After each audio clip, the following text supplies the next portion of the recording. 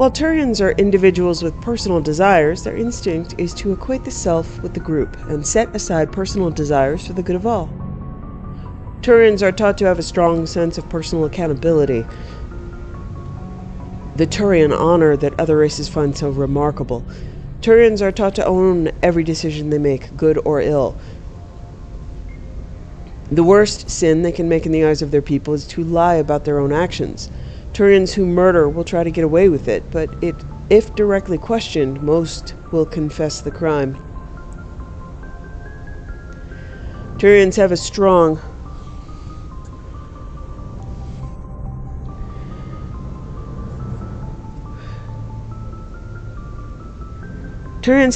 inclination toward public service and self-sacrifice, so they tend to be poor entrepreneurs.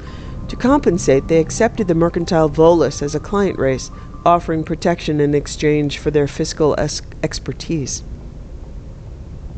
The Turian military is the center of their society. It is not just an armed force, it is an all-encompassing public works organization. The military police are also the civic police. The fire brigades serve the civilian population as well as military facilities. The Corps of Engineers builds and maintains spaceports, schools, water purification plants, and power stations. The Merchant Marine ensures that all worlds get needed resources. Yeah, see, none of that explains why Sparatus, lies and obfuscates and, okay. So, as we question them, they continue to lie. Although they lack the brutality of the Krogan, the skill of the Asari, and the virtuosity of the humans, the Turian military has formidable discipline. Officers and NCOs are lifers with years of field experience. Enlisted personnel are thoroughly trained and stay calm under fire. Turian units don't break. Even if their entire line collapses, they fall back in order, setting ambushes as they go. A popular saying holds, "You will only see a Turian's back once he's dead." Boot camp begins on the 15th birthday. Yeah, there's the, lore there. Soldiers receive a year of training before being assigned to a field unit.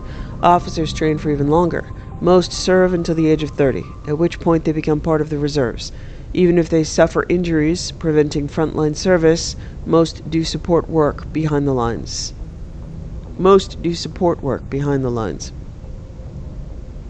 Biotics are uncommon. While admired for their exacting skill, biotics' motives are not always fully trusted by the common soldier. The Turians prefer to assign their biotics to specialist teams called cabals. Command and control is decentralized and flexible. Individual squads can call for artillery and air support. They make extensive use of combat drones for light duties and practice combined arms. Infantry operates with armor, supported by overhead gunships. Strategically, they are methodical and patient and dislike risky operations. Tradition is important.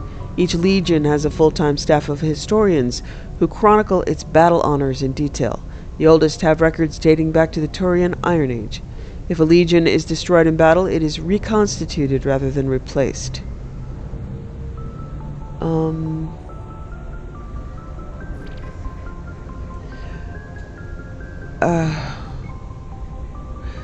I think a better word there would be repopulated, but even then, you're replacing everybody in it, but I think what they mean is if they're, so they say they have Legion A, B, C, and D. They've all existed since the Iron Age. If everybody from Legion B is wiped out, they will repopulate it instead of removing it from rotation and then you only have A, C, and D, and now E. Okay, I think that's what makes sense to me. Turians recruit auxiliary units from conquered or absorbed minor races. Auxiliaries are generally light infantry or armored cavalry units that screen and support the main Turian formations. At the conclusion of their service in the auxiliaries, recruits are granted Turian citizenship. So one thing I noticed in my modded Mass Effect 3 playthrough, which is pretty cool with the diversity project, is they have Volus in with Turians, like grouped together the same way that you might group together Hanar and Drell. So in the starting starting scene going to go get Garrus, where there are usually only Turian troops. There are some Volus doing Volus things.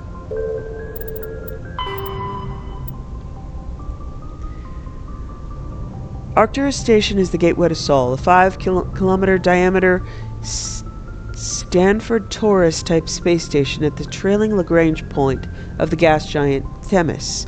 Construction on Arcturus Station began in 2151 and concluded in 2162. It was inaugurated in 2156. And had served as the military and political headquarters of the Systems Alliance from the First Contact War until the present. When humanity activated the Charon mass relay in 2149, it led to Arcturus, 36 light-years from Sol, Earth's sun. Arcturus is the third brightest star seen from Earth. It is an ancient red giant from the generation born before Sol. Its worlds are either gas giants or ice chunks. While some rocky debris exists, the metal content is 25% lower than normal. To build Arcturus Station, metallic asteroids were towed through the mass relays to the construction site. Many of these asteroids remain near the station, their mined-out areas home to transient populations. The expense of bringing construction materials into the system was acceptable due to its strategic value. With 3 primary mass relays in addition to the secondary one to Sol, Arcturus is a major communications and military choke point. The Alliance First Fleet is based in Arcturus, where it can guard the gates to Sol and react to incursions in the 3 connected clusters. The station also hosts the System Alliance Parliament and the Systems Alliance Military General Headquarters. Its permanent population is approximately 45,000. Arcturus is actually from the galactic halo, one of the clusters of 52 stars that are crashing through the disk of the galaxy. In 1 billion years, Arcturus will be sailing through the depths of extragalactic dark space. Gagarin Station is the largest deep space station built by humanity, a Bernal sphere design with a 500-meter diameter habitable area. It was constructed beyond Pluto, nearly 80 astronomical units, 12 billion kilometers, from Sol. Moving crew and material to this location bankrupted most of the backers. Gagarin was placed at the inner edge of the heliopause, the point at which the solar wind can no longer push back the interstellar medium. It was built to test a number of faster-than-light drive principles that theoretically could only occur in interstellar space. The station was nicknamed Jump Zero, as it was intended to be a jumping-off point for humanity's expansion into the galaxy. Shortly after the station was completed, the Prothean ruins were discovered on Mars, rendering the entire effort moot. After struggling to make a profit for a decade, Gagarin was sold to the System Alliance in 2159 for a fraction of its construction costs. The Alliance refurbished it as a research and training center for its recently discovered biotic phenomenon. In 2169, the Biotic Acclimation and Training Program was shut down, and Gagarin became a general research facility. Its remote location and intentional isolation from the extranet makes it popular for dangerous research, particularly in the field of artificial intelligence. Humanity's first stable AI, the Alliance-sponsored ELIZA, achieved sapience in Gagarin in 2172.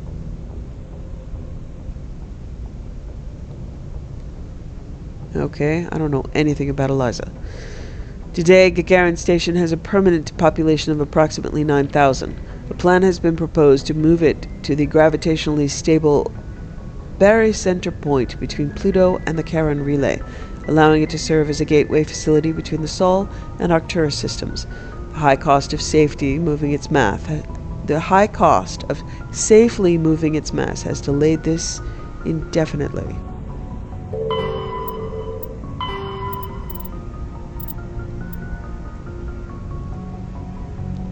New space travelers ask, what does it look like outside a ship moving at faster than light speed? Part of the answer can be seen in a simple pane of glass. Light travels slower through glass than it does through the open air. Light also moves slower in conventional space than it does in a high-speed mass effect field. This causes refraction. Any light entering at an angle is bent and separated into a spectrum. Objects outside the ship will appear refracted. The greater the difference between the objective exterior and subjective interior speeds of light, the greater the refraction. As the subjective speed of light is raised within the field, objects outside will appear to redshift, eventually becoming visible only to radio telescope antenna. High-energy electromagnetic sources normally hidden to the eye become visible in the high blue spectrum. As the speed of light continues to be raised, X-ray, gamma ray, and eventually cosmic ray sources become visible. Stars will be replaced by pulsars, and accretion disks of black holes, quasars, and gamma ray bursts. Okay. Stars will be replaced by pulsars, the accretion disks of black holes, quasars, and gamma ray bursts. To an outside observer, a ship within a Mass Effect drive and envelope appears blue shifted. If within a field that allows travel at twice the speed of light, any radiation emits has twice the energy as normal. If the ship is in a field of about 200 times light speed, it radiates visible light as X-rays and gamma rays, and the infrared heat from the hull is blue shifted up into the visible spectrum or higher. Ships moving at FTL are visible at great distances, although their signature will only propagate at the speed of light.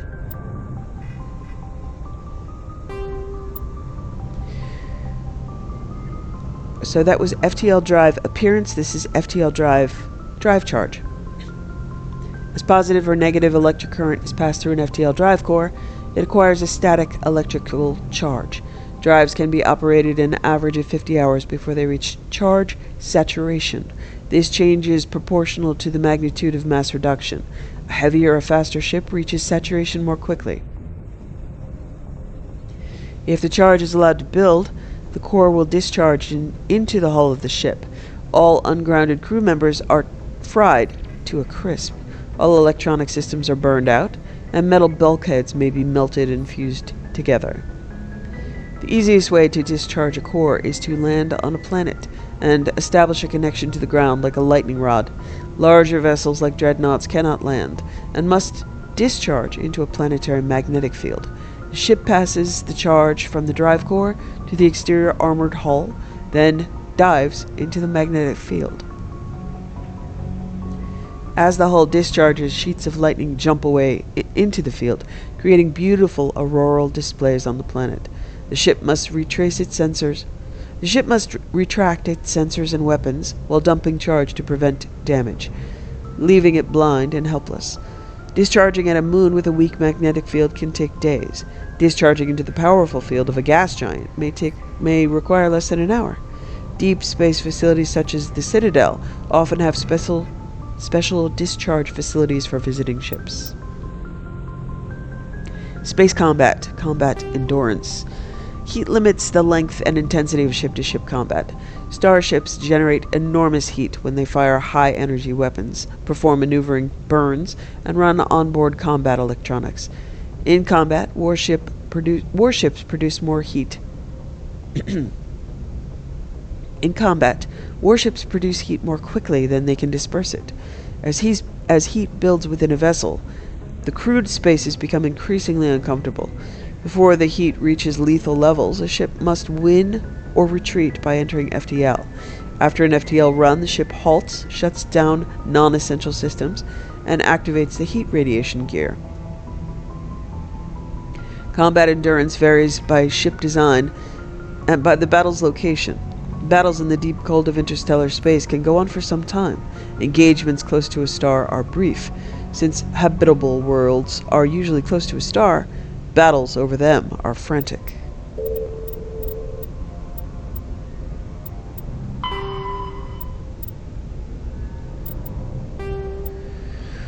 Biotic implants, so this is biotics training.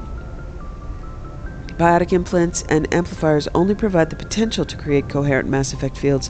Whether biotics can actually do so is largely determined by their training. Biotics must develop conscious control over their nervous systems, sending specific electrical impulses to the element 0 nodules embedded in their nerves. They are taught to use their implants and amps with biofeedback devices and physical mnemonics. Specific gestures or muscle movements fire the proper sequence of nerves to activate a certain skill.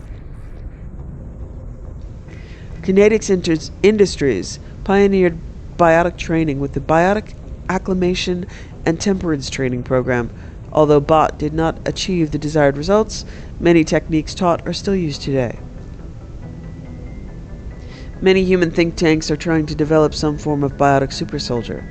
Most are benign efforts to create more flexible troops. Others, less publicly known, are unapologetic attempts to create Nietzschean supermen. Yeah, I'm still thinking about the last one that was talking about discharging heat. Heat is energy. The fact that you believe that you can control all of the energy from EZO, but can't efficiently absorb and utilize heat is gonna bug me. Faster than light drives use ship mobility dominates space combat. The primary objective is to align the mass accelerator along the bow with the opposing vessel's broadside.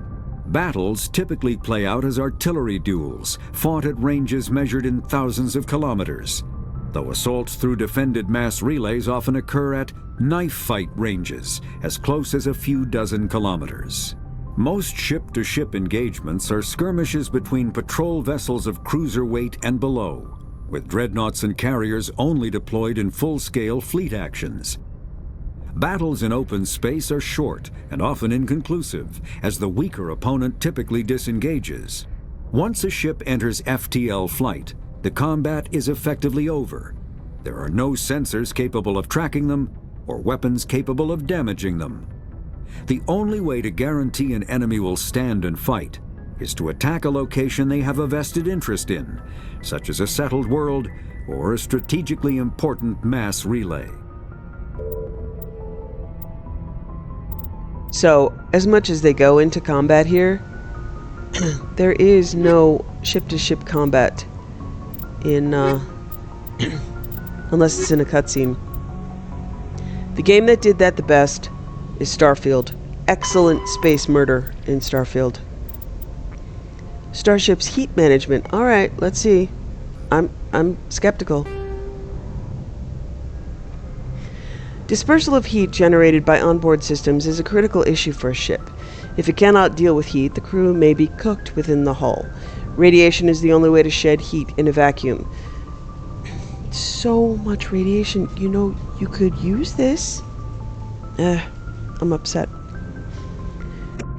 Civilian vessels utilize large, fragile radiator panels. Why wouldn't you just charge batteries with them, people? And use them as energy sources? I'm so upset. Civilian vessels utilize large, fragile radiator panels that are impossible to armor. Warships use diffuse radiation arrays, ceramic strips along the exterior of the armored hull. These make the ship appear striped to thermographic sensors. Since the arrangement of the strips depends on the internal configuration of the ship, patterns for each vessel are unique and striking. On older ships, the DRA strips could become red or white hot. Dubbed tiger stripes or war paint by humans, the glowing DRA had a psychological impact on pirates and irregular forces. Ship radiators are not as efficient as panels, but if damaged by enemy fire, the ship only loses a small portion of its total radiation capacity. In most cases, a vessel's DRA alone allows it to cruise with no difficulty. Operations deep within a solar system can cause problems. A ship engaged in combat can produce titanic amounts of heat from maneuvering burns and weapons fire. When fighting in a high heat environment, warships employ high-efficiency droplet heat sinks. In a droplet system, tanks of liquid sodium or lithium absorb heat within the ship. The liquid is vented from spray nozzles near the bow as a thin sheet of millions of micrometer-scale droplets. Droplets are caught in the stern and recycled into the system. A droplet system can sink 1 to 100 times as much heat as DRA strips. Droplet sheets resemble a surface ship's wake through the water. The wake peels out in sharp turns, spreading a fan of droplets as the ship changes vectors and leaves the coolant behind. That's so upsettingly inefficient. Although it sounds cool, My brain is really chewing on how that is so inefficient. Alright. Well, moving on. Guardian. A ship's General Area Defense Integration Anti-Spacecraft Network, Guardian, consists of anti-missile, anti-fighter laser turrets on the exterior hull. Because these are under computer control, the gunnery control officer needs to do little beyond turn the system on and designate targets as hostile. Since lasers move at light speed, they cannot be dodged by anything moving at non-relativistic speeds. Unless the beam is aimed poorly, it will always hit its target. In the early stages of a battle, the Guardian fire is 100% accurate. It is not 100% lethal, but it doesn't have to be. Damaged fighters must break off for repairs.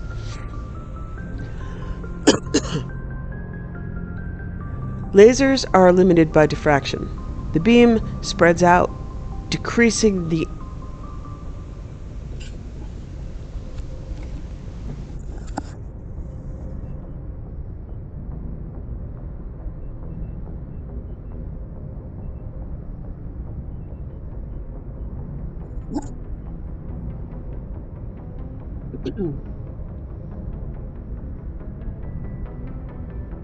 Lasers are limited by diffraction. The beam spreads out, decreasing the energy density, watts per meter squared. The weapon can place... Okay. Alright, let me do this sentence again. The beam spreads out, decreasing the energy density, watts per meter squared, the weapon can place on a target. Any high-powered laser is a short-ranged weapon. Guardian networks have another limitation: heat. Weapons-grade lasers require cooldown time, during which heat is transferred to sinks or radiators. As lasers fire, heat builds within them, reducing damage, range, and accuracy. Fighters attack in swarms. The first few will be hit by Guardian, but as battle continues, the effects of laser overheat allow the attackers to press ever closer to the ship. Constant use will burn out a laser. Guardian lasers typically operate in infrared frequencies. Shorter frequencies would offer superior stopping power and range, but degradation of focal arrays and mirrors would make them expensive to maintain. And most prefer mechanical reliability over bleeding-edge performance, where lives are concerned. Solarians, however, use near-intraviolet frequency lasers with 6 times the range, believing that having additional time to shoot down incoming missiles is more important. Lasers are not blocked by the kinetic barriers of capital ships. However, the range of lasers limits their use to rare knife fight range ship-to-ship combat. Yeah, I believe it might have been in another recording, so I'm not clear, but the fact that space travel is somehow being portrayed as like the way that you would drive a car, even the way that they were describing, venting, being able to catch something in the back and recycle. Well, that's assuming a ship always moves forward like a car. Okay, I suppose you can hold still and do that procedure, but it can't be done on the fly. And the reality is, these ships have 360-degree movement. Why is it always portrayed as driving like a car instead of at angles up? It doesn't even hardly drive like a plane. It just drives straight forward. It's really kind of sad. I'm sorry, baby. You should be much better portrayed. Speaking to the ship, I love you. I'm sorry you don't last much longer than, Ashley.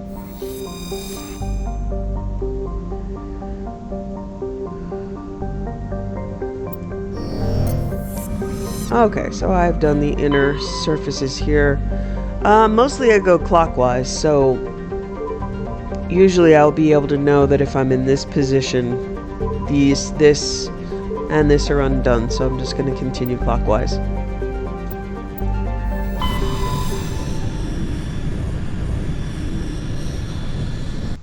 Message coming in. Patching it through. Commander Shepard, my name is Nasana Dantius. I have a job for you. I can't say any more in an unsecured communication. If you're interested in hearing my offer, meet me on the Citadel so we can talk in person. I'll be waiting in the Diplomat's Lounge on the Presidium. Yeah, I'm not going back to talk to her. Nasana. I pointed her out, but I don't need to talk to her to continue the mission. Alsages. Or Alsages. Small distant Alsages is a small terrestrial with a trace atmosphere of methane and argon. The surface is composed of water, ice, and calcium with occasional deposits of light metals. During the Alliance's pirate suppression campaign in the 2160s, the Batarian Eluam Ranpera was caught with his frigate Tanaran grounded on Alsages for drive discharge. When challenged by the cruiser Hyderabad, Ranpera refused to surrender. The Tanaran was destroyed, attempting to take off. The debris is strewn across the southern hemisphere. Something that is cool in my Mass Effect 3 modded run-through is they added back in all of these systems that weren't available in Mass Effect 2 or 3. So I'll be able to go to all of these systems, and it might be something like we get to Alsages and we get as lore. We probe and we see the ruins of the Tonaran. It's very cool. And the more content you do in earlier games, the more the game will keep track of that. So you can start the game with a ton of war resources because you have like the Pharaoh's colonists, all stuff like that, which is very cool. I really appreciate that. It makes it much more satisfying to do a lot of work and have it be counted in the next game.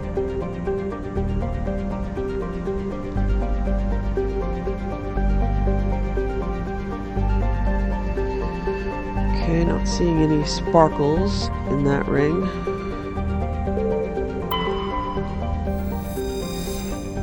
Ontamalka. Ontamalka is a large hydrogen-helium gas giant with traces of chlorine and sulfur in the atmosphere.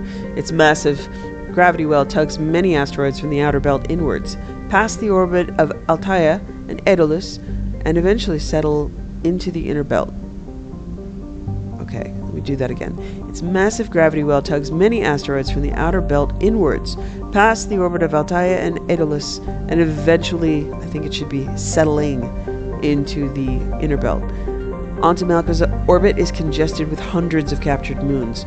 Most last only a few thousand years before being ejected, dragged down into the atmosphere, or ripped apart by tidal forces and added to the gas giant's immense rings. Attempting to navigate this chaotic environment is hazardous at best. Ships without military-grade kinetic barriers are likely to suffer catastrophic impacts. Gas deposit. Scans from orbit have detected a large concentration of hydrogen.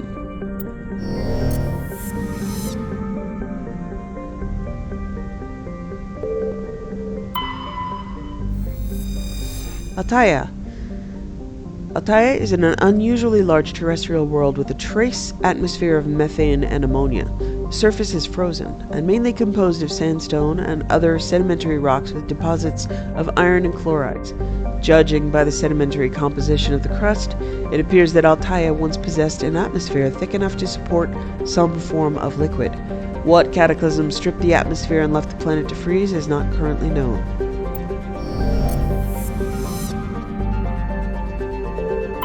Commander, I'm picking up a signal from the planet's surface. It looks like an automated distress beacon. Aeolus. Aeolus is a terrestrial planet with an atmosphere of carbon dioxide and nitrogen.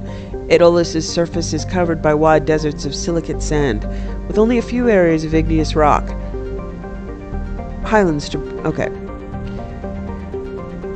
Aeolus's surface is covered by wide deserts of silicate sand, with only a few areas of igneous rock highlands to break the abrasive, dust-choked wind.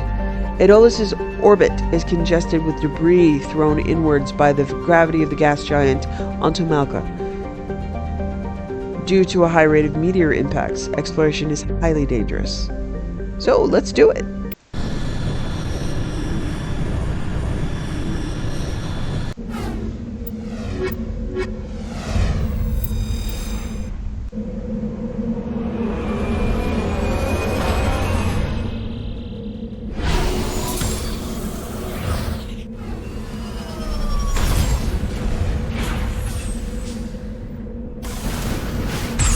Okay, so as you can see, I can essentially fly now, which is very cool. So it makes exploration much easier. Okay, we are here. Looks like the Thresher Maw is the first up.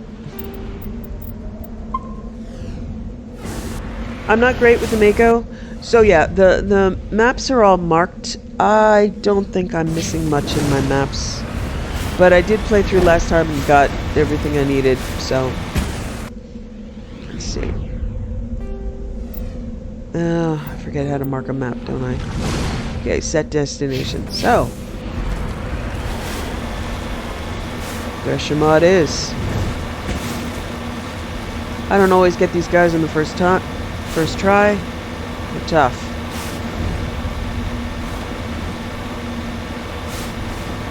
Maybe a boosted Mako will make some difference.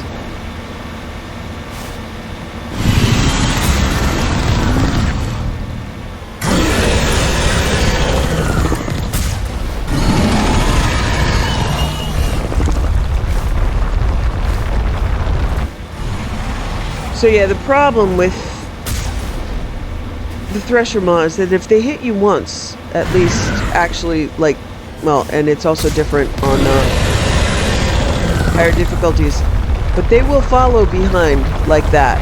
And if they hit you once on higher difficulties, even on lower difficulties, you're done. And that can end up being a very long fight because they've got 1,000,000 hit points.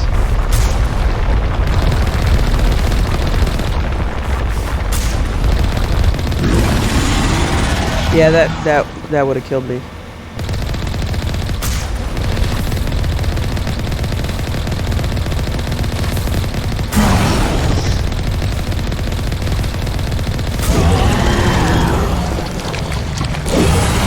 Okay, so yeah, that fight could easily take half an hour. Let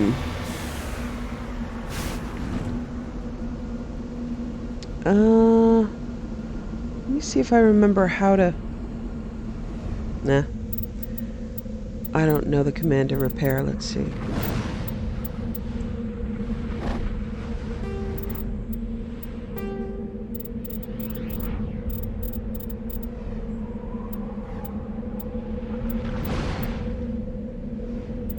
R. Okay, jump jets is spacebar, which I knew. Okay, boosters is now left shift. Okay.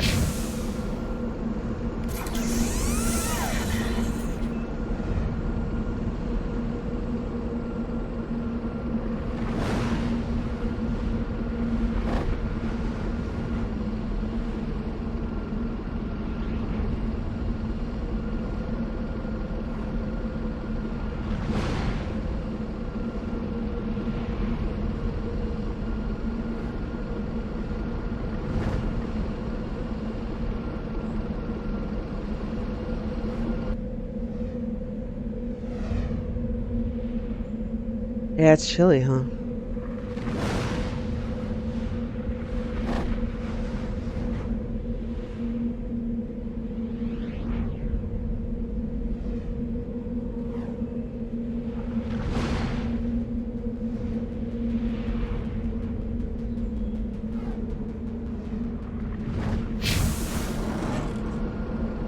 Okay, my electronic skill isn't great. It's unfortunate. But I have endless Omnigel, so.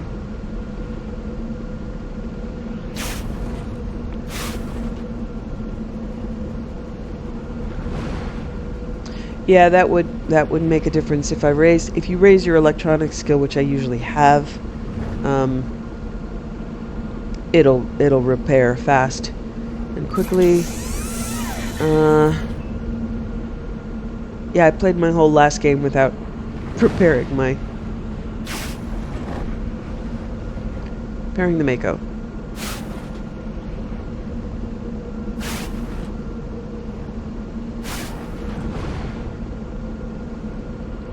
Probably only gonna need to repair it after Thresher Maw fights, and this is just one of those times that it hits you first, and I don't want to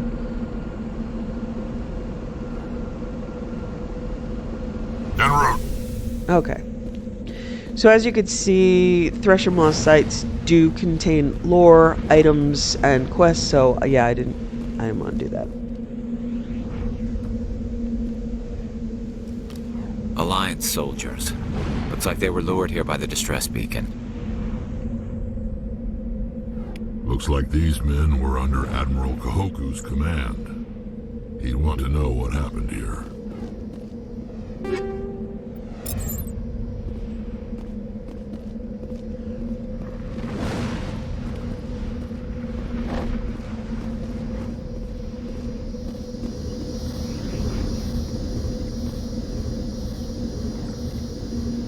Yeah, I don't know if I'm supposed to shut this down or what. Yeah. Just in a roleplay sense, shoot it so it doesn't lure more people there.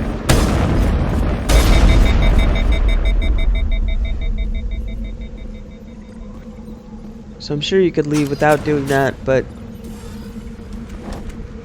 to be... Come on, Erdnot, you're making me look like...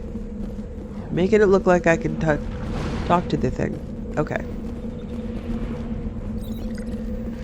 Alright, so even though you killed the Thresher... Even though I killed the Thresher Maw and eliminated the threat, who knows if this is a Thresher Maw breeding ground. I don't think they grow back.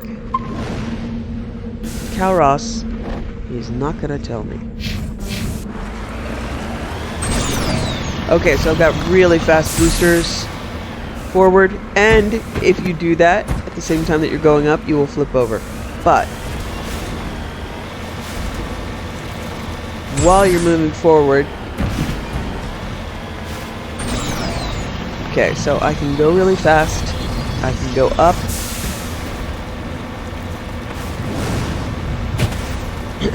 and that makes it much easier. There are only a few planets, and most of them are like the younger ones with like really high mountain, at least geologically younger. This planet's not going to be an issue. It doesn't really have any choke points.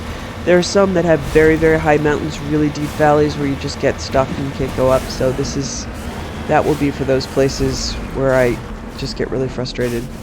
There are usually roads, and I don't usually find them. ID tag recovered. You found Captain Milan's identification tag. How it ended up here is impossible to know for sure. It looks like they named the Legion of the One in a mod, which is cool.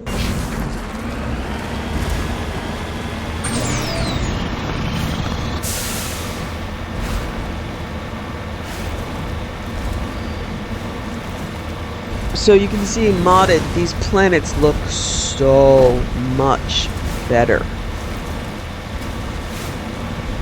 And this aspect is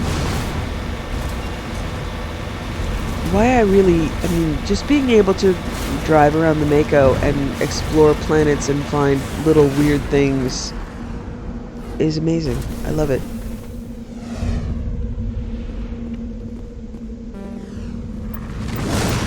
What? No. Wow. Okay, I'm gonna have to redo my skills to get electronics.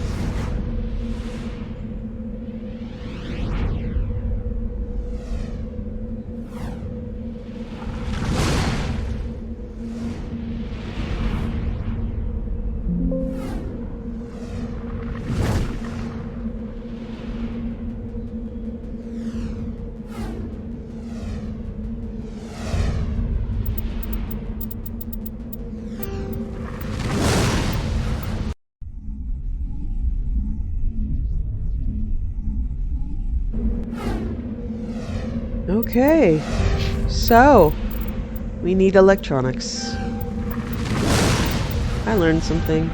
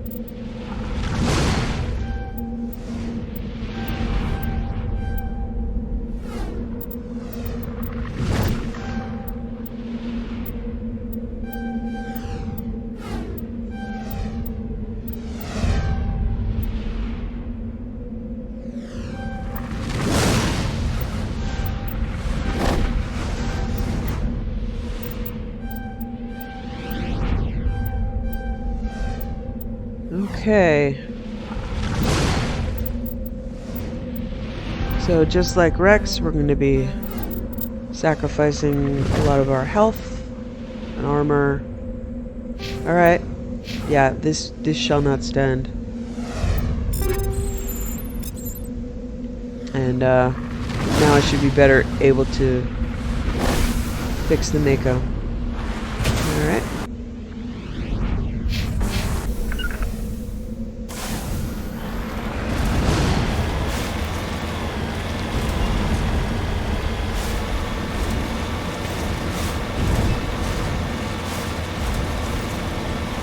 Yeah, mining, sending out probes in Mass Effect 2 is not the same, and it's infuriating.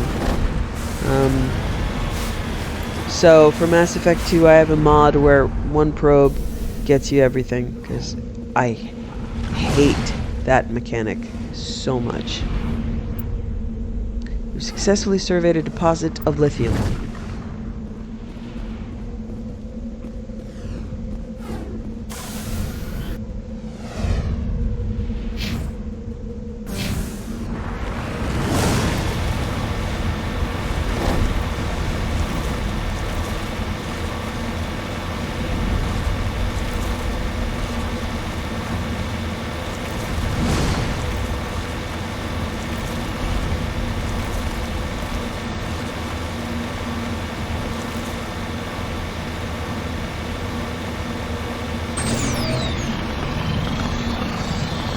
You need to turn back, Commander. You're going beyond the range of the operational area. This mod and the mods that I have. Oh, it looks like there are double suns here. That's cool. We'll also add like a bunch of like archaeological sites. I can't interact with them, but you can see like alien cities and architecture. Does this system have... No, this system doesn't have two suns. Looks cool, though.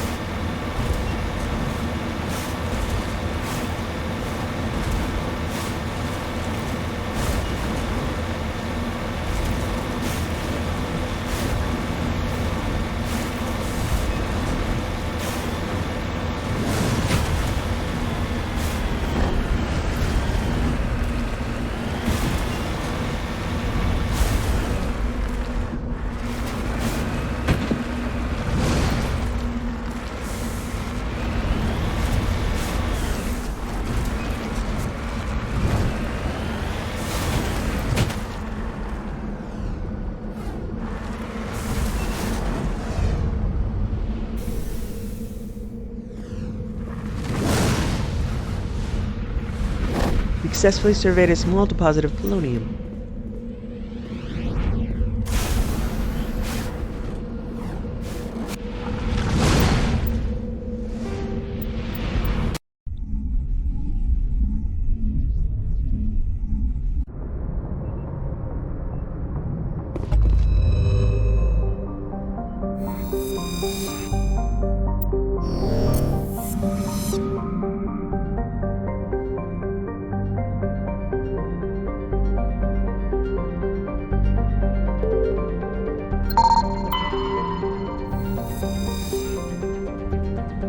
Collection of small, salacious asteroids loosely bound together by gravity. Prothean data disk recovered. While scanning the asteroid field in the Sparta system, you found signs of habitation. A recon team was sent to investigate one of the larger asteroids. The rock had a small, functioning biodome, but no sign of anyone still living there. There was, however, a data console with an intact Prothean data disk inside.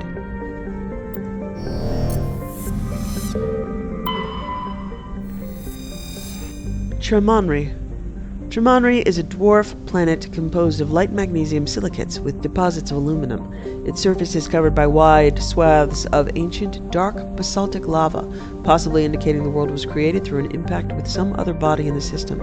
Tremonri's magnetic field is non-existent. This makes it impossible for ships to dump drive charge from orbit. That said, Tremonri's minuscule gravity allows even cruiser-sized vessels to land safely for direct grounding.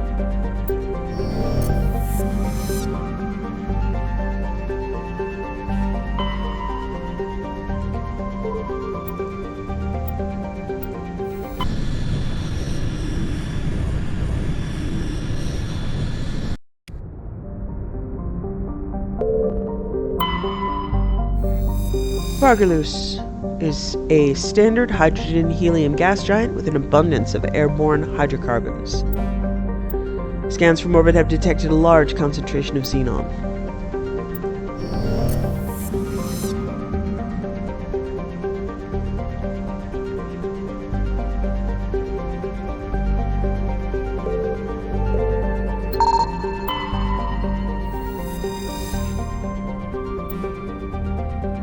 While scanning this asteroid field in the Artemis Tau cluster, you detected a large deposit of titanium.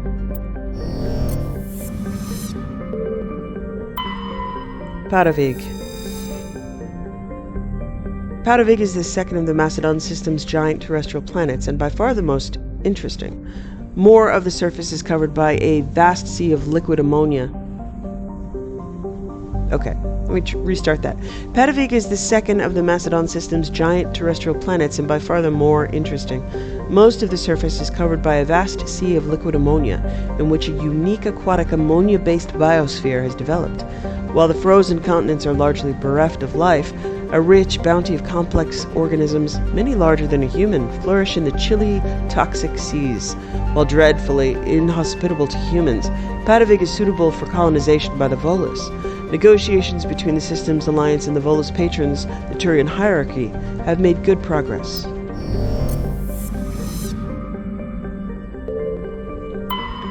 Paragon. Paragon is an enormous terrestrial planet, half again the size of Earth.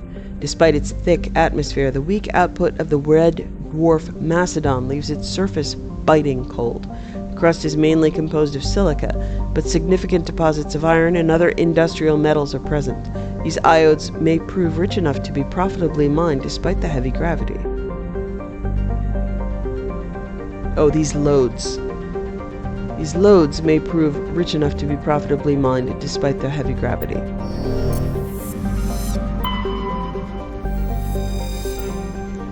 Matriarch writings recovered. You were scanning the planet Paragon when a strange signal came from orbit. Navigator Presley determined the signal was from an ancient beacon. Your salvage team brought the beacon aboard and found one of the Matriarch Dilanaga's writings in its storage compartment.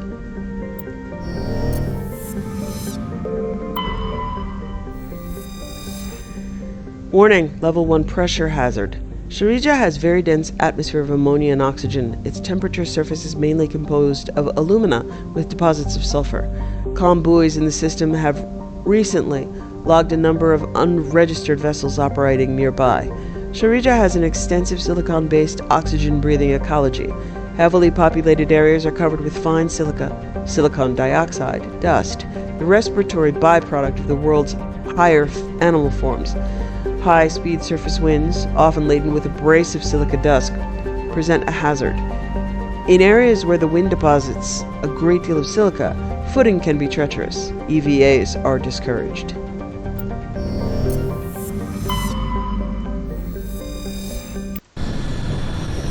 So let's do it.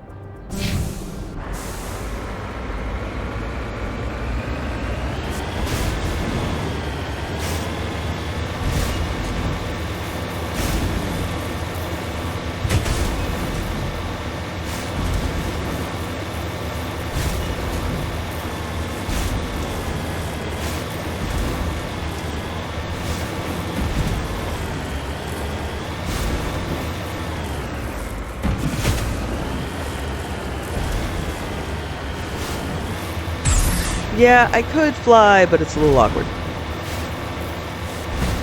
Save that for more challenging spots. You successfully surveyed a large deposit of magnesium.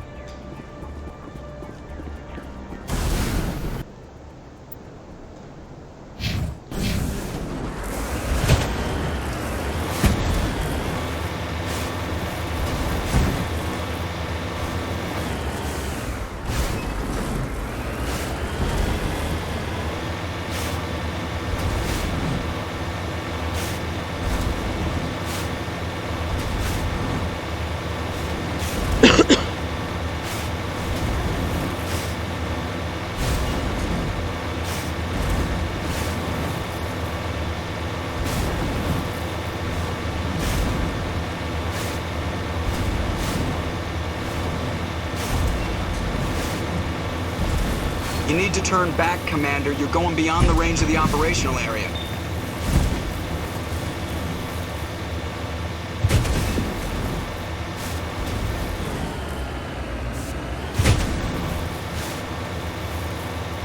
I don't know why they put stuff you're supposed to discover right in a place where Joker's gonna yell at you for actually arriving, but okay.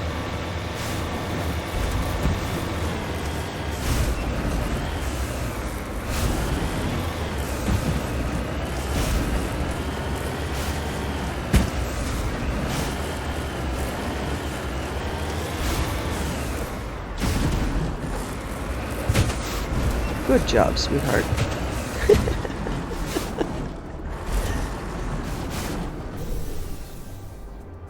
It's very difficult to develop a sense of competence while driving the Mako. You successfully surveyed a large deposit of uranium. Okay, so you can see you can't stay outside for long. See the level 1 hazard, that bar filling up? So you have to be careful.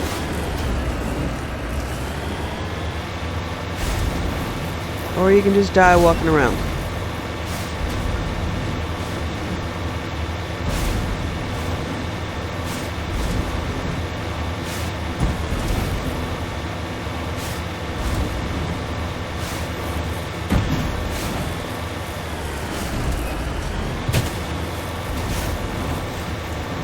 Yeah, so I know you can skip all of this content, but the sense of expansive discovery is really priceless, and it's missing in the other games. I've had to... Yeah, this game had to be modded to make it look prettier, but I'd still do it even if it wasn't pretty. What? Oh, it's a crate. I'm like, what is this weird new life form that looks like it's from Minecraft? Okay.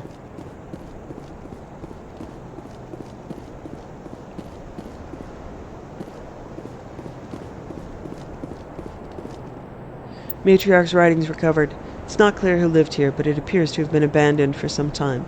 The container in the tent held, among other things, one of Matriarch Dilanaga's writings.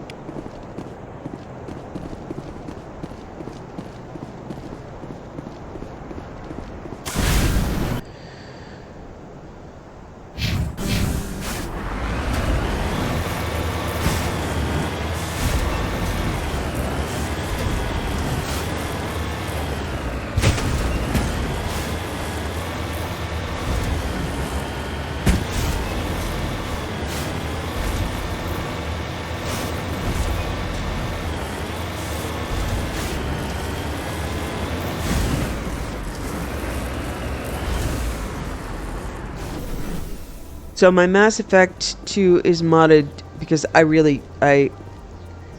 hate probing planets for stuff. You've successfully surveyed a large deposit of thorium. And so that's a huge alteration that is, you know, flat out cheating. This is mostly the vanilla experience. I just like driving around in the Mako. Mass Effect 3, I eliminated the Reapers coming after you when you're scanning, because I hate that too. That's a major change that is cheating. I don't enjoy that anywhere near as much as I like just driving in the Mako.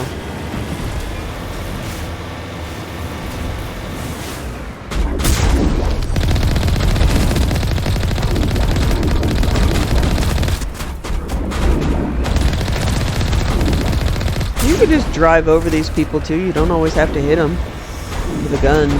Just, you know. Oh.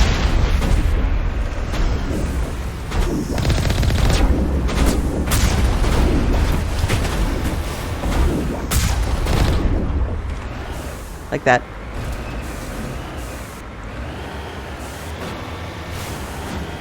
Did you survive?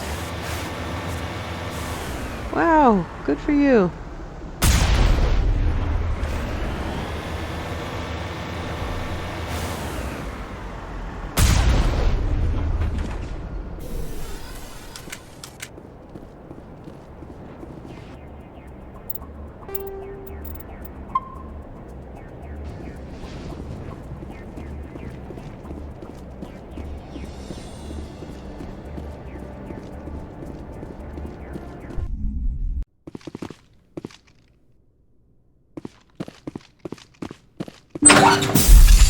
Now it gets fun. Nobody screws with Eclipse.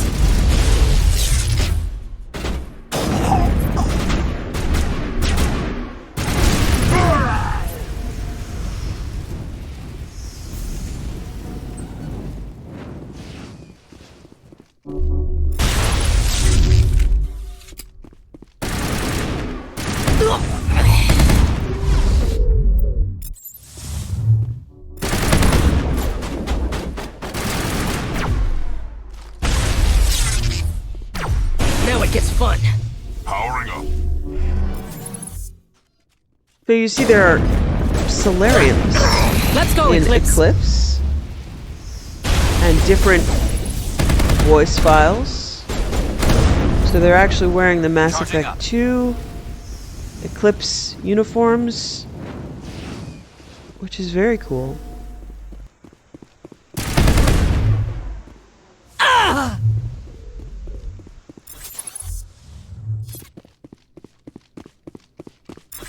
Let's earn our credits. Sure. Come on, sweetie.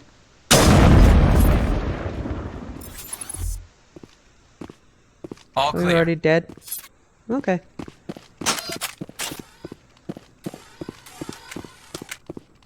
they're going to have the same thing with the Blue Sun, so you'll have Batarians and Turians, and these are made up of... So Eclipse, yeah, is Solarians and Asari.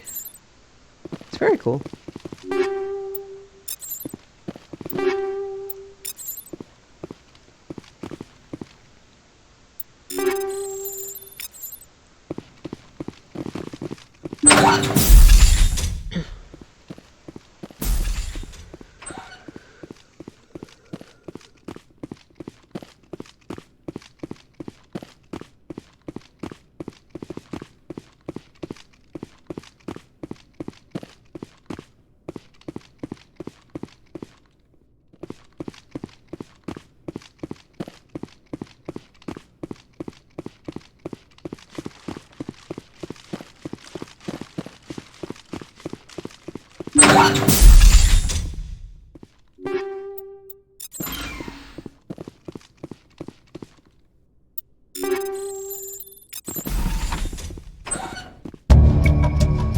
You discover evidence that the Asari leading these Eclipse mercenaries and Nisana Dantius, an important ambassador on the Citadel, are sisters.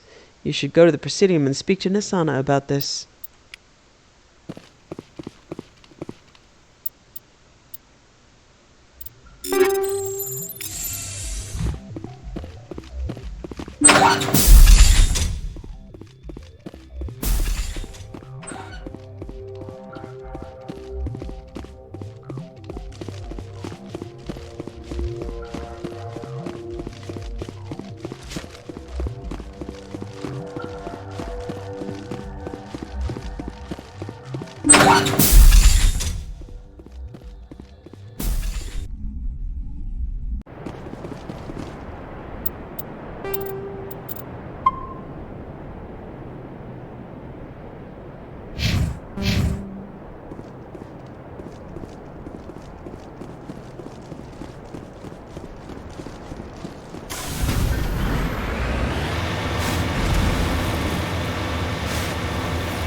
So if you speak to Nisana, like if I had taken the moment to go back to the Citadel and speak to her, she would just send you after a pirate. Good job, sweetie. I used the wrong boost.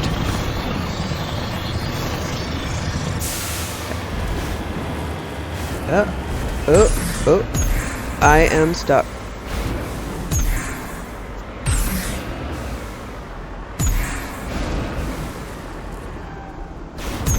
Oh, wow. I was just gonna say how proud I was of this system for not crashing. I think I just saved. That's new. That hasn't happened before. Okay. So Nisana will essentially send you after a pirate. You have to find the information that they're sisters, and Nisana's just a jerk. And she is Thane's Nisana Dantius, the surviving sister, who will essentially fob you off and say, oh, well, I guess you know now. Here, have some money. Or whatever. She might give you something else, I'm not sure. It might not just be money. But she just basically is dismissive. But Thane assassinates her in Mass Effect 2. Which is always nice.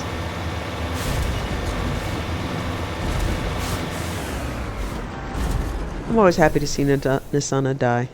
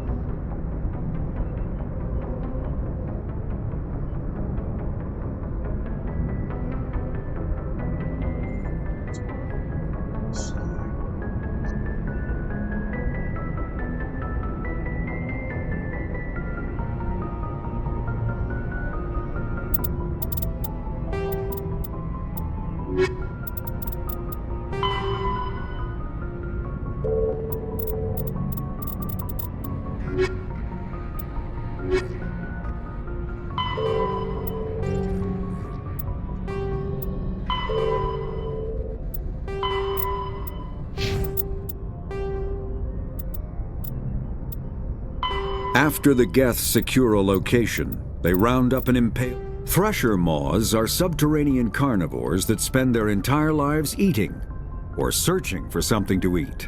Threshers reproduce via spores that can lie dormant for millennia, yet are robust enough to survive prolonged periods in deep space and atmospheric re-entry. As a result, thresher spores appear on many worlds, spread by previous generations of space travelers. The body of a thresher never entirely leaves the ground.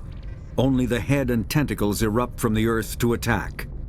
In addition to physical attacks, threshers have the ability to project toxic chemicals and emit bursts of infrasound as a shockwave weapon. The Alliance first encountered threshers on the colony of Akuz in 2177. After contact was lost with the Pioneer team, Marine units were deployed to investigate. The shore parties were set upon by hungry threshers, and nearly the entire assault force was killed. Alliance forces recommend engaging threshers with vehicle-mounted heavy weapons.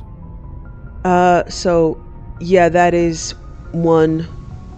That's more of a description of one of the Shepard's potential origin stories. Sole survivor to survive the Thresher attack on Akuz. One of my fanfiction Shepards, Jane, in Delicate Subject, is an Akuz survivor, so she went through just acid burns everywhere. And before she was brought back to life, she had just acid scars everywhere.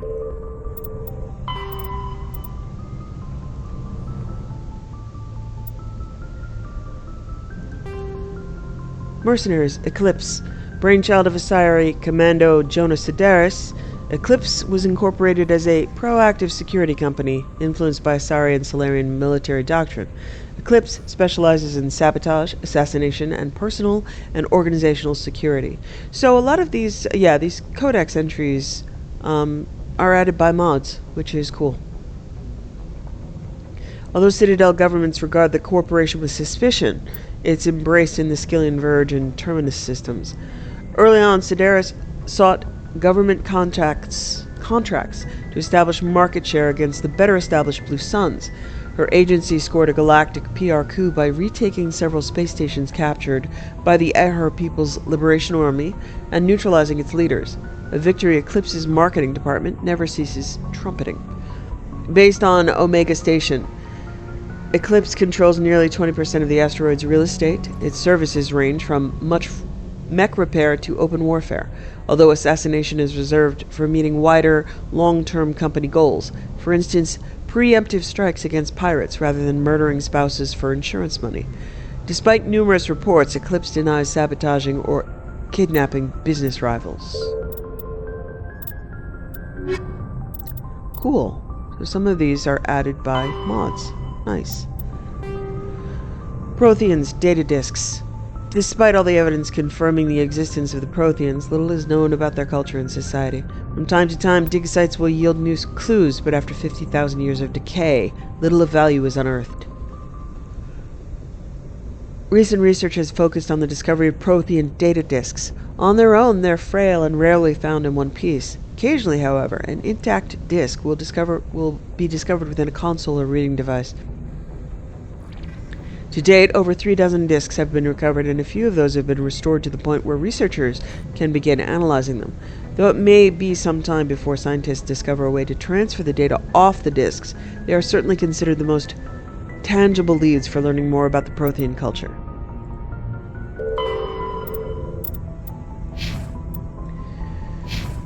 Okay,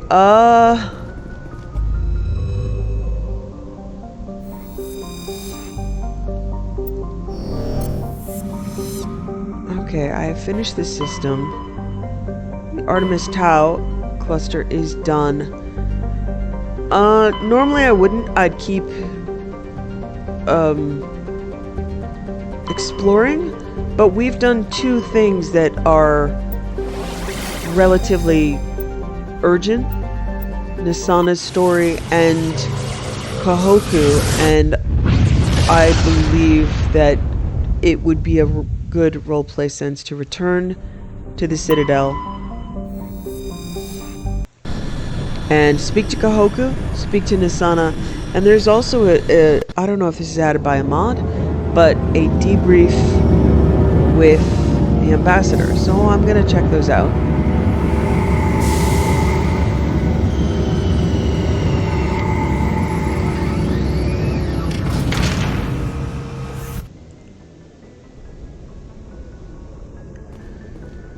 I don't think my companions will have any new things to say.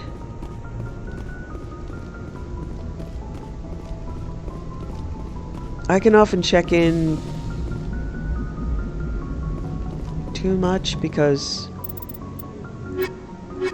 I'm used to, or hopeful, of like Mass Effect 3 stuff where essentially Logged. every time you go back to the ship... The commanding officer is ashore. Exo Presley has the Ha! deck. We're in casuals. With full guns. Okay.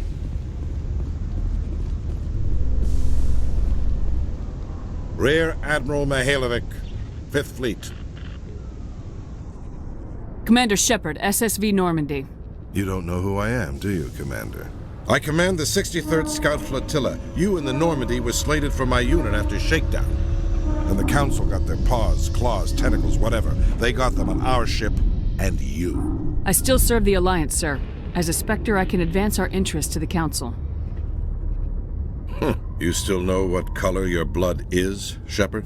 I don't Fuck begrudge off, the politician's sir. decision to throw you to the Council. It's an opportunity. I do begrudge this over-designed piece of tin, though. The Normandy is a fine ship, sir. She's served us well so far. It's a gimmick, Commander. Useless in a stand-up fight. This experiment diverted billions from our appropriations bills. For the same price, we could have had a heavy cruiser. But no, we had to make nice to the Turians, throw money at a co-developed boondoggle. I'm here to make an inspection, Commander. Normandy is an Alliance warship. I intend to see she's up to snuff.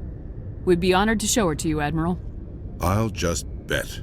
Wait here. I won't be long. God, what an asshole. Commander, I'm not happy. What did you find out of order? Who designed that CIC? Putting the commander aft of everyone else is inefficient. What if he needs to discuss with the Or operators she. toward the bow? Modified Turian style. They prefer commanders looking over their subordinates rather than in the middle of them. We wanted to see how effectively they can command with that setup. Reasonable goal, but they should have studied that in a lab rather than on a frontline warship. I had to shake my head Maybe at they've that been doing drive that for core of thousands of yours. years. 120 billion credits of element 0 to make this thing able to move without giving itself away. You realize we could make drive cores for 12,000 fighters with that money? What good is it to hide for a few hours anyway? Useless. We can loiter in Wow, an he's enemy an system idiot. and monitor traffic or drop infiltration teams on enemy worlds. Normandy could be more effective than the Solarian STG. Maybe. But that's not the job of a proper warship. Fuck off, We're sir. supposed to find and kill the enemy fleet, not count how many times their garrison goes to the bathroom.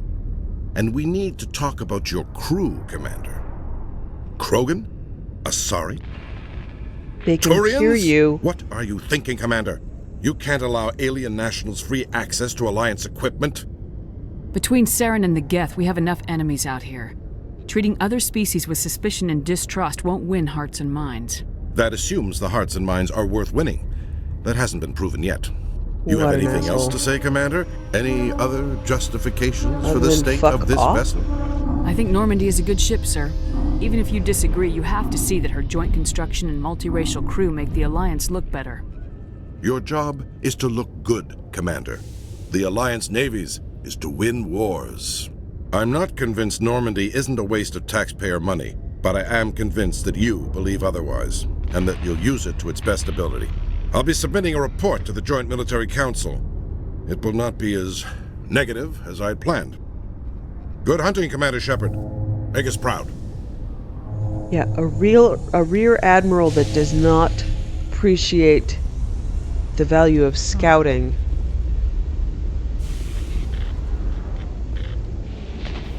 Okay, Garrus said, well, but these guys won't talk here. Yeah, it can be at times therapeutic to play the evil guy after that. Evil lady. Tell everybody to fuck Binary off and Helix shut up has and go settled away, out and of I don't court with a care. Krogan You're an group that had idiot. accused the Genetics Corporation of fraud. The Krogan group had contracted Binary Helix to perform studies with a long-range goal of curing their genetic sterilization. The group later sued for a return of investment money when the study produced no viable results.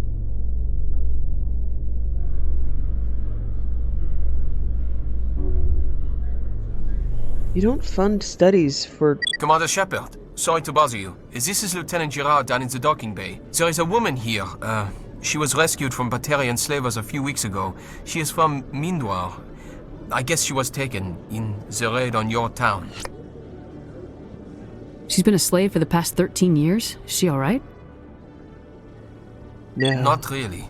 She's a little messed up. A little? She got free somehow, grabbed a gun from one of my guys. Now she's holed up here in the docking bay. She says she wants to die. I hoped you'd talk to her. It's a long shot, but you went through the same thing. The raid. I figured maybe you could talk her out of her tree. I'm on my way, Lieutenant. Sit tight. Anything you could do would be great. I don't want to... she's been through enough. I'll have my men stand by for you.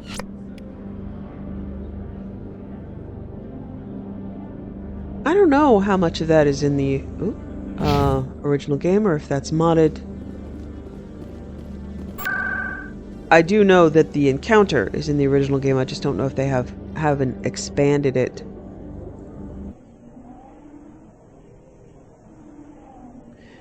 Yeah, maybe it's better to not do Kahoku's actual quest because you do get him killed, but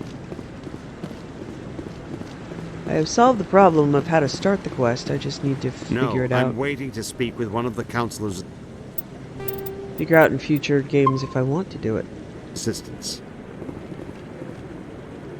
Commander, any word on my missing men? I'm not sure how to tell you this, Admiral. Your men were killed by a Thresher Maw. A Thresher Maw? That's not... My men wouldn't just stumble into a Thresher nest. Not the entire unit. Somebody lured them there with an Alliance distress beacon. Placed it perfectly so they'd land right beside the Thresher nest. Damn it. I had a bad feeling about this ever since my team disappeared. An Alliance beacon used as bait, my unit wiped out, and nobody seems to know anything about it. Commander, I appreciate what you did. Now I need to do my part. The families of those Marines deserve to know why they died. Captain Anderson said you had information on Baines. Not as much as I'd like to. One of my crews found him. Okay, yeah, we've already gone through that. It's not new information. Anything you need from me? Not right now, Shepard, but I'll let you know as soon as I find something out. Okay.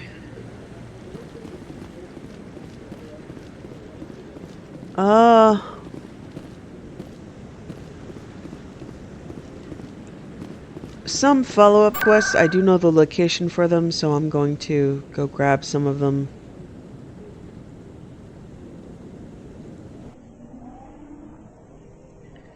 They have moved Emily Wong, and she does have a follow-up quest. I'm going to combine speaking to her and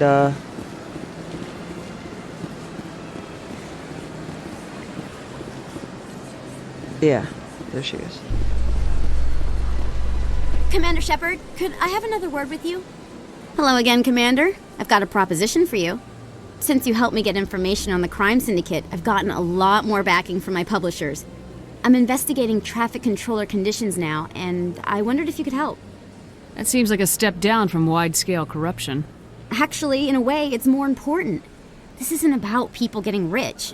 This is about safety. I've heard rumors that the space traffic controllers are overworked to a dangerous degree. I can't get into the control room, but you could. If you planted a bug inside, I could crack the story. If you crack this story, what's likely to happen? Ideally, there will be calls to improve working conditions by hiring more controllers and upgrading systems. The Council won't pay for improvements voluntarily. This story will provide that pressure. What will this bug allow you to pick up? Just audio and video. I'm not trying to tap into the traffic control system if that's what you're worried about. I just need to hear and see them in order to correlate their activity with traffic efficiency. Everyone knows space traffic controllers are overworked. How is this news?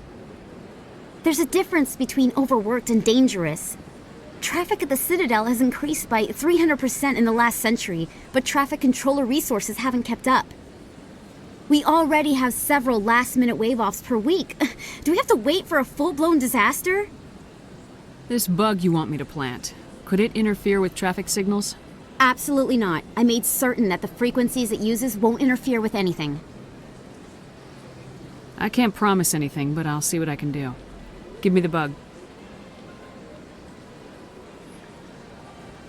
Excellent. Just place it on a terminal with a good view of the area. Thanks again for your help. In the long run, this story is going to save lives.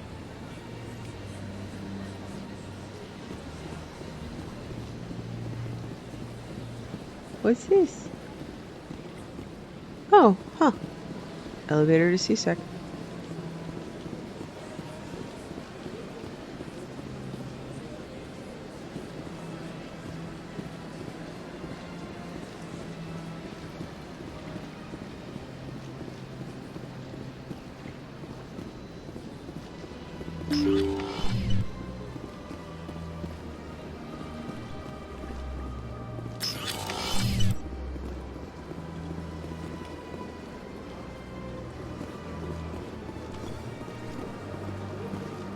I heard what happened under the Artemis Tau cluster.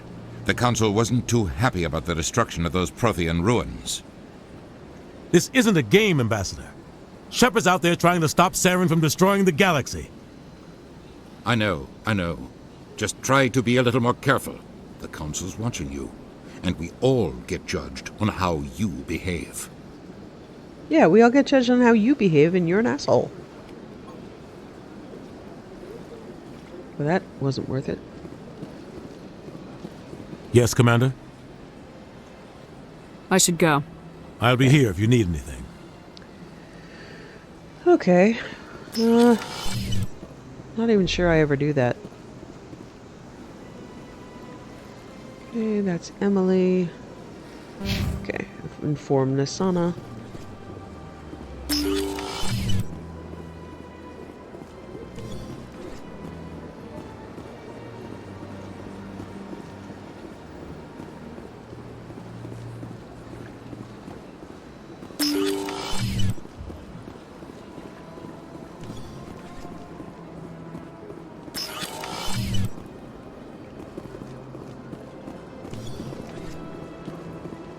Commander Shepard, I am Nasana Dantius.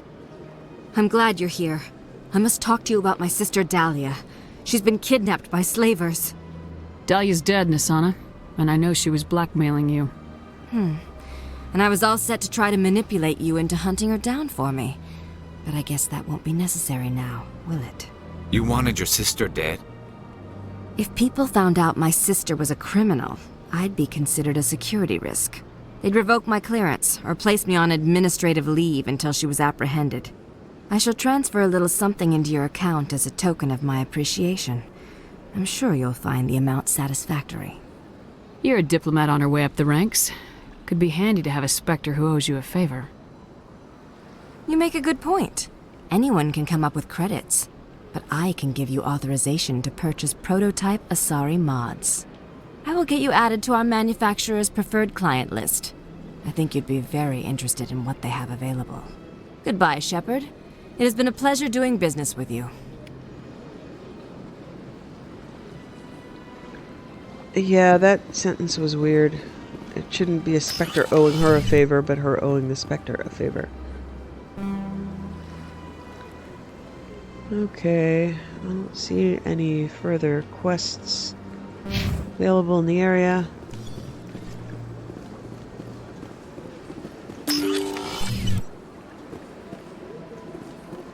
Okay.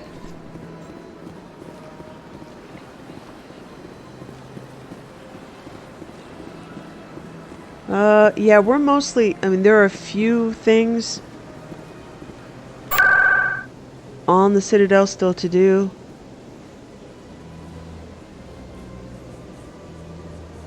Speaking of which, hold on, let me go to Flux. There might be a couple available now. See.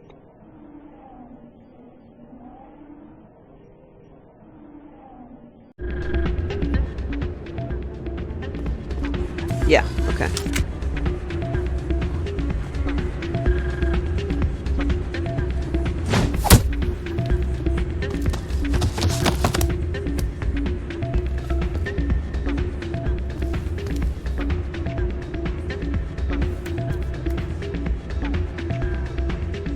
Yeah, what is it? Why were you tossed out of there? Doran didn't have a clue what I was doing. He assumed I was cheating. I know Doran. If he says you're cheating, you're cheating. I was just tipping the scales in my favor, only as an experiment. Still sounds like cheating to me. To you, maybe. But this device is merely intended to simulate situations and record results. Recording losses is easy, of course. Nobody notices those. Why do you need to record these outcomes? Ah, now you're getting to the heart of it. I've spent the last 5 years developing a system that can accurately predict wins and losses on the Quasar. I just need a few more recorded wins and I can complete the algorithms. Can you do that? Isn't that illegal? It's illegal to use my system, but I won't use it. I'll sell it to others. I just need a few more wins recorded. Does the device help me win? The device is set to emit a frequency that will slightly increase your odds. Nothing like my system eventually will, but enough to allow you to record your wins more quickly. What's in this for me? Keep your winnings. That should be payment enough, I think. I'll help you out. Huh. I suppose I could let you try it. Here you go. When you've recorded enough wins, it'll let you know. Of course, if you get caught with the device, well, you saw what happened to me. Well, off you go. That data won't collect itself.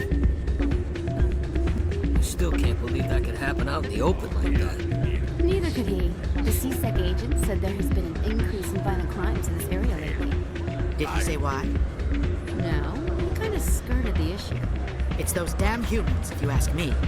They're not all bad, they're just different, mostly. I don't like them. They all act like they've been living here forever. The Citadel is ours. That sounds like added, I think that's a female Solarian.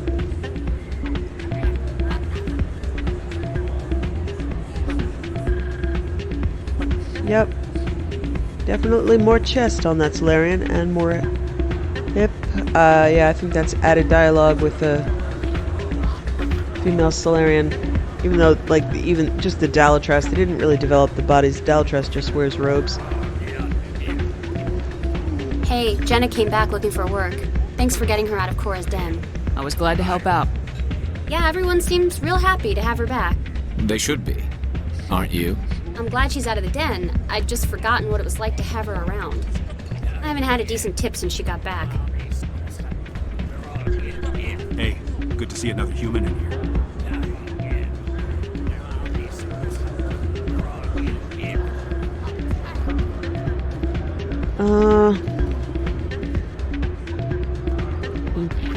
Hey there, welcome to Flex.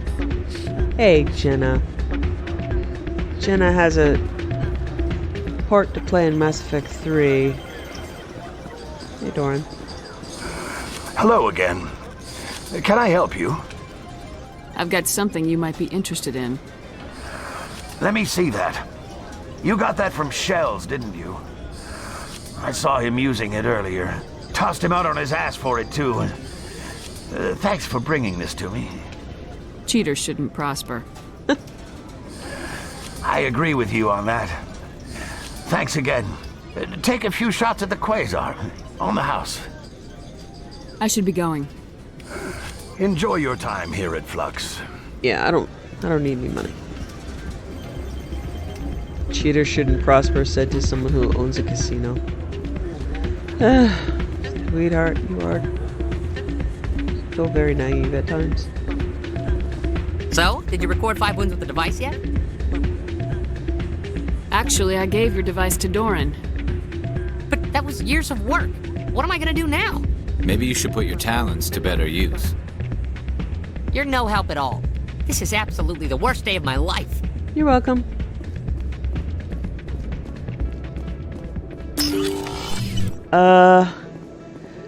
There are Terra Nova people out here if you're from a different origin. But, yeah. But not for me. I think there are mods that add in all the, content.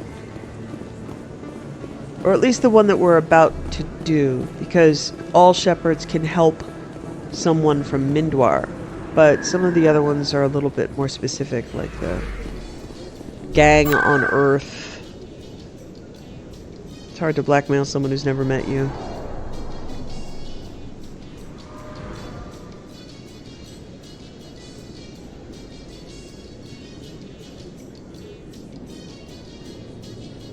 Okay, looks like it's not going to send me directly to the Normandy, which is okay. There's an event happening there right now, so...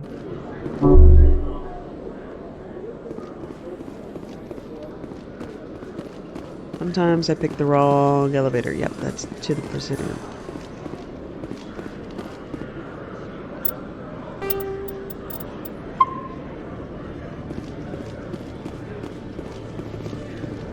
I'm surprised that you're willing to kill your own, Rex. Aren't the Krogan just a few generations away from extinction? You don't get it. For all your talk of honor and pride, the Turians never had to test their principles in a real struggle. Anyone who fights us is either stupid or on Saren's payroll. Killing the latter is business. Killing the former is a favor to the universe. To tell the Turians they've never tested their, yeah, Rex, that's more than a little out of line. Commander, glad to see you. I wish it were under better circumstances. Where is she? Behind those shipping containers. I've got a sniper position, but I don't think we'll need him. She's only a danger to herself. We've got a sedative to calm her down, but we can't get close to her. Every step we take gets her more wound up. You seem awfully worried about her. I'm just doing my job, Commander. I hope I don't need it. Tell your men to stand by. Don't push her too hard. If she seems liable to pull the trigger, back off, or walk away. I am willing to wait her out. Good luck, Commander.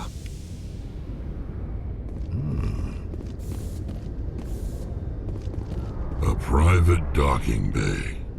Wonder how much the Alliance had to shell out for this.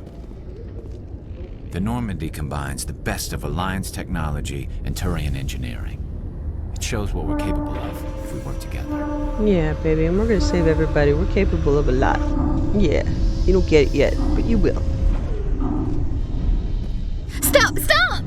What are you? My name is Shepard. Lieutenant Gerard sent me to talk to you. What's your name? Animals don't get names. The Masters put their symbols on her. Hot metal all over her back. She screams when they do it. You're not an animal. Your parents, what did they call you? Do you remember them? She remembers a lot of things. Talitha. They call her that. She doesn't remember the rest. Leave her alone. What's the last thing you remember from Mindwar? Fires. Smells of smoke and burning meat. Animals screaming as the Masters cage them. As they put the metal to their backs. Put the wires in their brains. She pretends to be dead. If she's dead, she can't work. But they know. She hopes to leave. But they put her in the pen. She didn't fight. She was already broken when they put the wires in. Talitha, you were what, 6 years old? No one blames you for staying quiet and hoping they'd go away. The only person blaming you is you. She wants to believe that. She wants to believe nothing would change. She doesn't want to be there anymore. In the pen, in the cages, lying quiet while they do things to her. I'm gonna take a step towards you now, okay?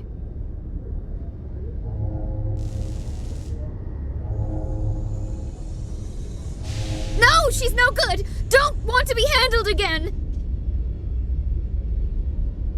How did you get here? Did you escape? She can't escape. They have chains, wires, needles. You go too far, they take your brains away. Animals like her come. Animals with guns. They make the Masters explode.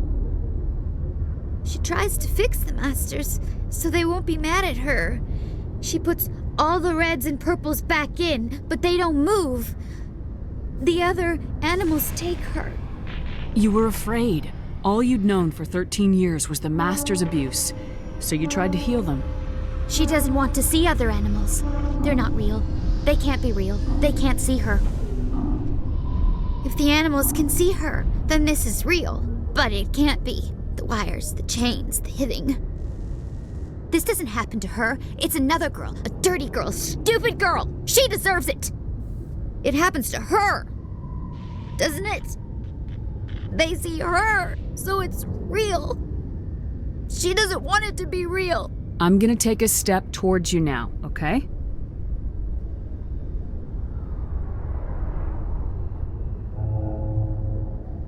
She doesn't want... Don't touch her!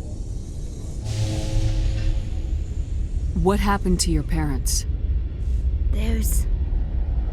She sees them. They're yelling, "Run! Hide!" They hit the Masters.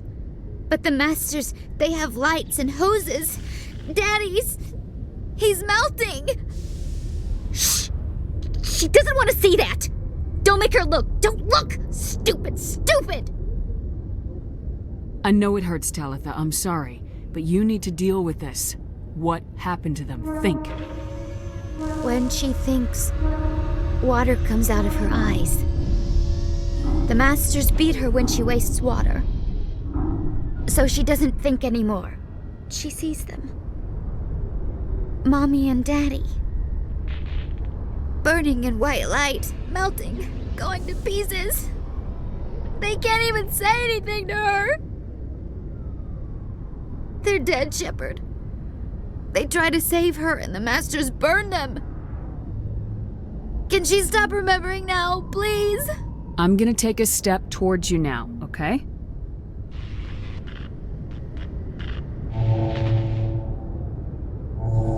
Please don't touch her. She's dirty. You'll catch it. I was on Mindwar. My parents died in the raid. Lying! You get hit for lying! Get the buzz or the burning. Can't be there. Why are you alive? Why are you? Why aren't you like her? Broken. Only fit to dig and carry. For a while I was broken. I lost my whole family, Talitha. My friends, my childhood. I had to pull myself up and keep going. You lose your mommy and daddy, but you don't dig, you don't carry. You stand up. She wishes she could stand up. Talitha, this will make you sleep. If you fall asleep, they'll take you to a place where you can get better.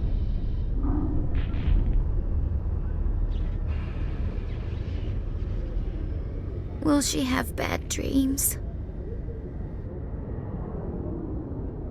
You'll dream of a warm place, and when you wake up, you'll be in it. She'd like that. It hurts when I remember me. But she wants to remember. Yeah, I wish I'd caught her, and that makes me cry every time. I wish we'd caught her. But, yeah. That's why I choose the Mindwar start. It's the most poignant for me, and,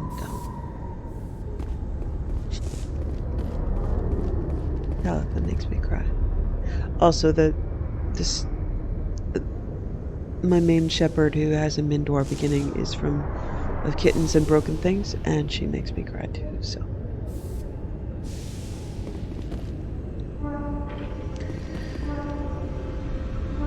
Is it over, Commander? She took the sedative. She wants to get better, Lieutenant. Thanks, Commander. That means a lot. I didn't want to hurt her. It's just, when I see her curled into a ball and shivering, She was only 6 when they took her. Why the hell are we out here if we can't even keep one little girl safe? To be fair, we can't keep little girls safe on Earth either, so wherever humans go, they'd have done that to her too. Bad things happen to good people, Lieutenant. That's why you and I are here. Don't wring your hands over her. Help her. Yes, ma'am. Thanks for your help, Commander. We are taking her to a counseling center. They'll help her get better.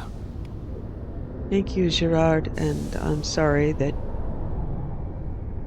you're awesome, and you probably die when the Normandy goes down.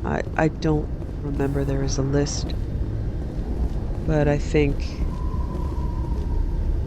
he does. Let me check. Logged. The commanding officer is aboard. XO Presley stands relieved.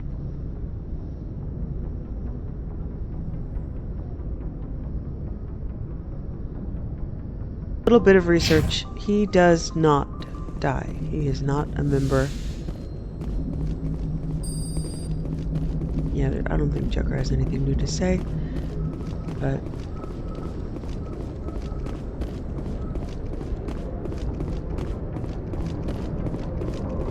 alright, I'm gonna go sell some gear.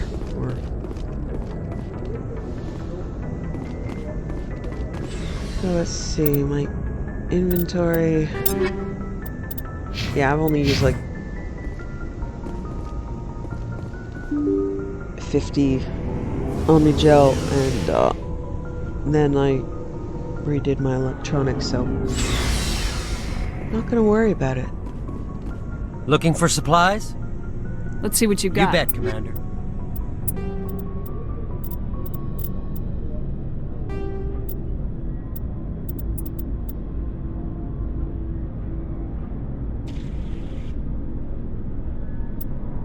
Oh, I wonder if I took my armor off when I redid my gear. No, we're good.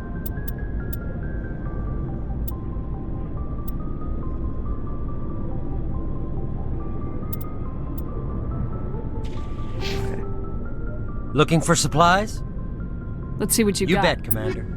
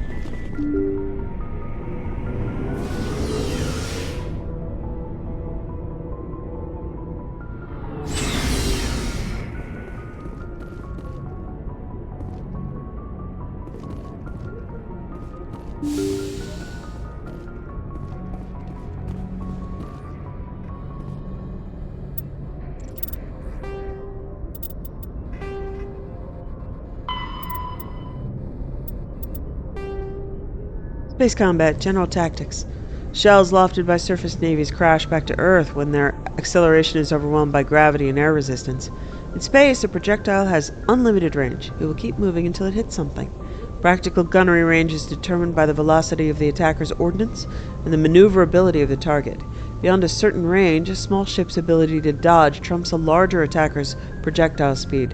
The longest ranged combat occurs between dreadnoughts, whose projectiles have the highest velocity but are the least maneuverable. The shortest range combat is between frigates, which have the slowest projectile velocities and highest maneuverability. Opposing dreadnoughts open with a main gun artillery duel at extreme ranges of tens of thousands of kilometers. Fleets close, maintaining evasive lateral motion while keeping their bow guns facing the enemy. Fighters are launched and attempt to close the disruptor torpedo range. Cautious admirals weaken the enemy with ranged fire and fighter strikes before committing to close action. Aggressive commanders advance so cruisers and frigates can engage. At long range, the main guns of cruisers become useful. Friendly interceptors engage enemy fighters until the attackers enter the range of ship-based Guardian fire. Dreadnoughts fire from the rear, screened by smaller ships. Commanders must decide whether to commit to a general melee or retreat into FTL. At medium range, ships can use broadside guns, fleets intermingle, and it becomes difficult to retreat in order.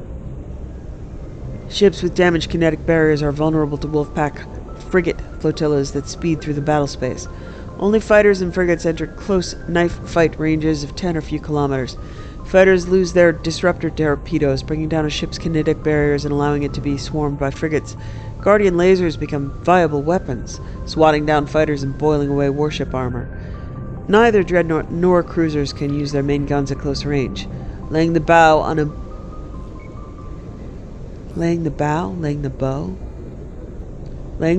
moving target becomes impossible. Superheated thruster exhaust becomes a hazard. So giving more thought to all of this, the reason why we can't do it my way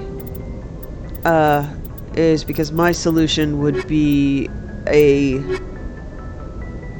an actual solution that would prevent gun battles.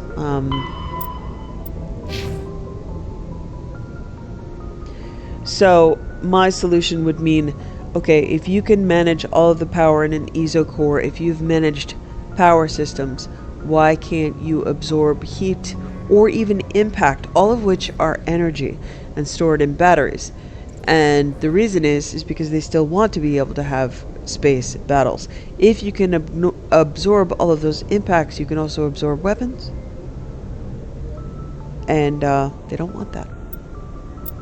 You're why we can't have nice systems. So once you are dealing with mechanisms that can control that much power, and we're not talking like, you know, like we have a system now where we have like a nuclear engine and a nuclear submarine, and that nuclear system can't, you know, absorb external impacts. But if we're talking space travel and the ability to manage all of these insanely high pressures and high energies, you could extend that to battery systems. But that would end up with a pacifist system that where everybody can absorb those strikes, and they don't want that. They want nice cutscenes with people dying from gunshots. Okay, back to more exploring. Okay, so we did...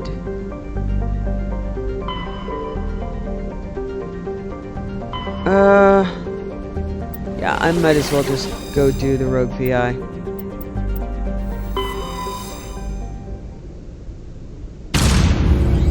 I have mods that make this much easier, plus it's on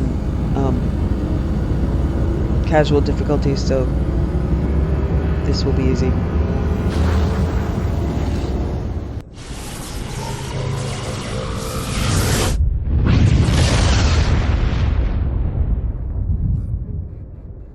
Message for you, Commander. Just came in over a secure channel. Shepard, this is Admiral Kahoku. I found out who set that trap for my men. The ones killed by the Thresher War. Damn, I hope you get this message. It was a group called Cerberus. An Alliance Black Ops organization. Top secret, highest level security clearance. They vanished a few months ago. Dropped right off the grid. Nobody knew where they went or what they were up to. They've gone completely rogue, Shepard. They're conducting illegal genetic experiments, trying to create some kind of super soldier. I don't have any proof, but I found the coordinates for one of their research worlds. I'm uploading them with this message. They're completely out of control. Somebody needs to stop them. I've done my part. Now it's up to you. This is probably the last you'll hear from me. Cerberus is after me now. I need to disappear before they find me. Yeah.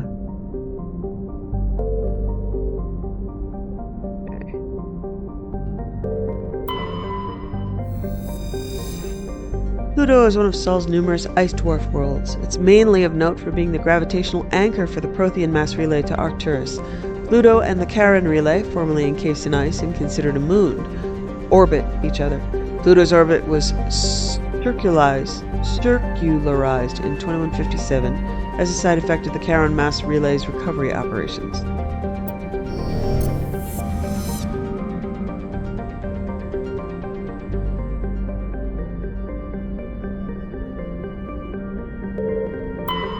Neptune. Though Neptune, like Uranus, has plentiful helium, its remoteness made it an unpromising target for mining before development of Mass Effect Drive. With Uranus cheaper to exploit, it has never seen extensive development. The only permanent human presence is a small research facility on Triton.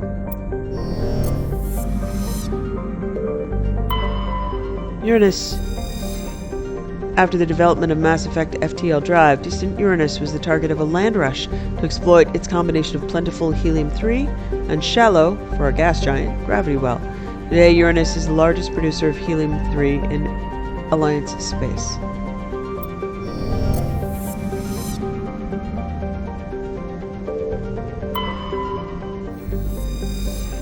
Saturn has been a major source of helium-3 fuel for fusion plants since the 2150s. The moon of Titan is mined for hydrocarbons and used as a hostile environment training facility for Alliance Marines.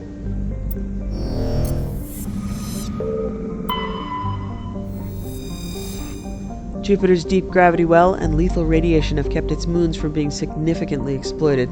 The largest outpost is Binary Helix Corporation's Nautilus facility, attached to the underside of Europa's ice sheet.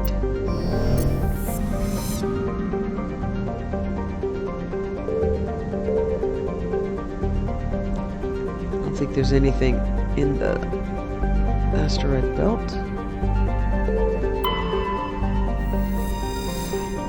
Once considered a prospect for terraforming and colonization, the discovery of faster-than-light travel turned Mars into a quiet backwater. Its southern pole is a historical preserve centered on the Prothean ruins found there. Immigration and development are restricted as the search for Prothean artifacts continues.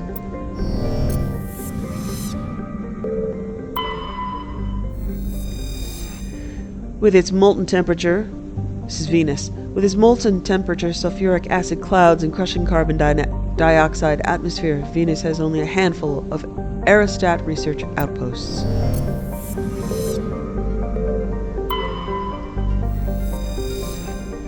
Mercury. A handful of solar power stations exists in peaks of eternal light at the north and south poles of Mercury. Difficulties imposed by the planet's proximity to the Sun and high orbital velocity have limited development.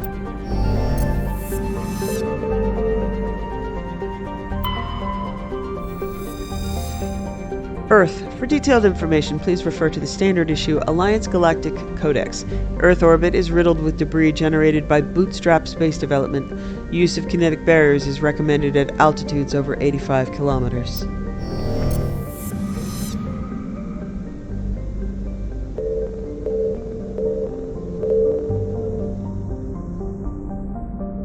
Hard to find Luna here.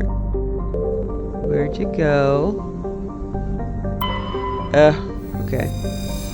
No, I'm supposed to be able to get directly to Luna. Okay, there it is. Right there? There you are. Luna, an early source of helium-3, Luna is now mined for materials used in space habitat construction. 24 major stations have been constructed at Earth's L4 and L5 Lagrange points, all from lunar resources.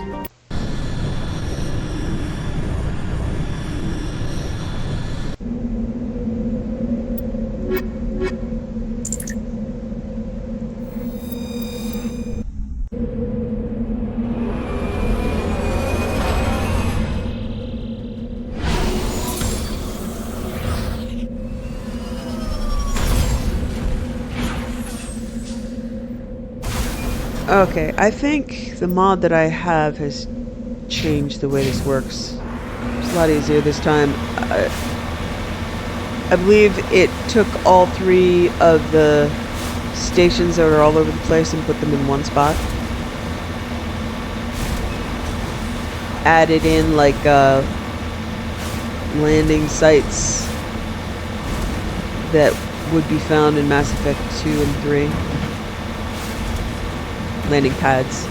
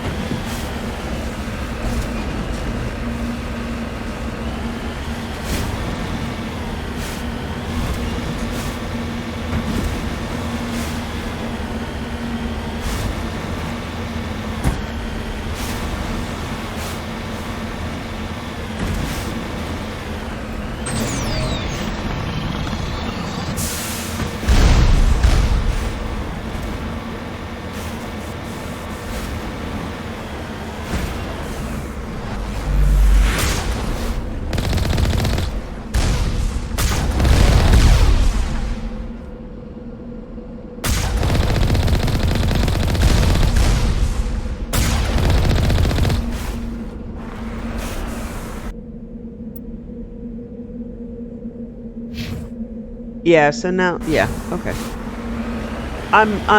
It has been a while since I've played, but I believe these spots used to be separate. So there would have been a location to go in there, around those turrets. I believe the mod left the turrets up, but changed the location of the bunkers to put them in one spot. I believe.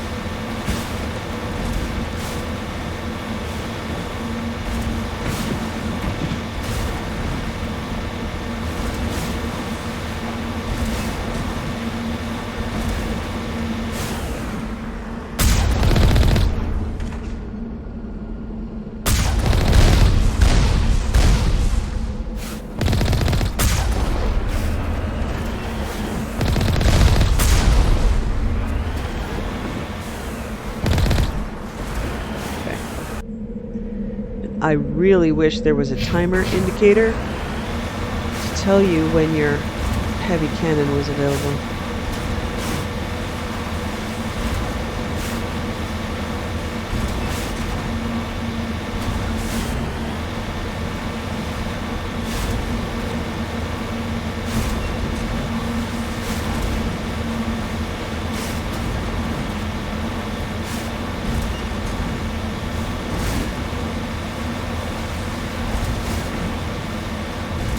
Okay.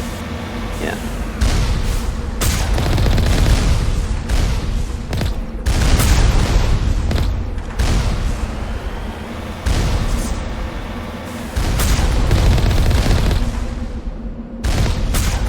Oh yeah, you can see the landing pads. Mass Effect 2 style.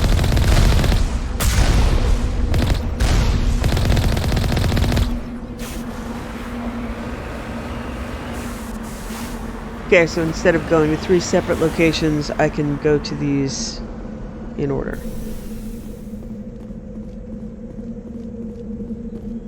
Which for me is always clockwise.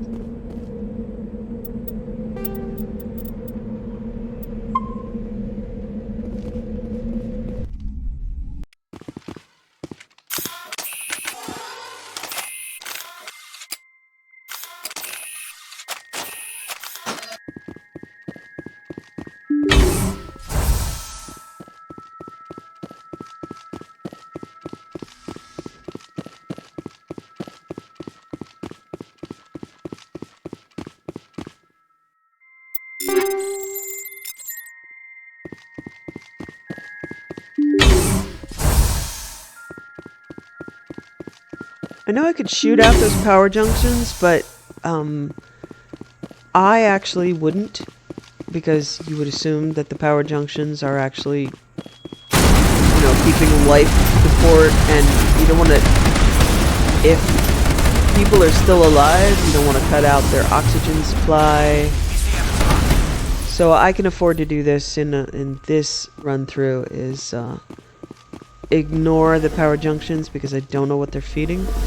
If it ever became more apparent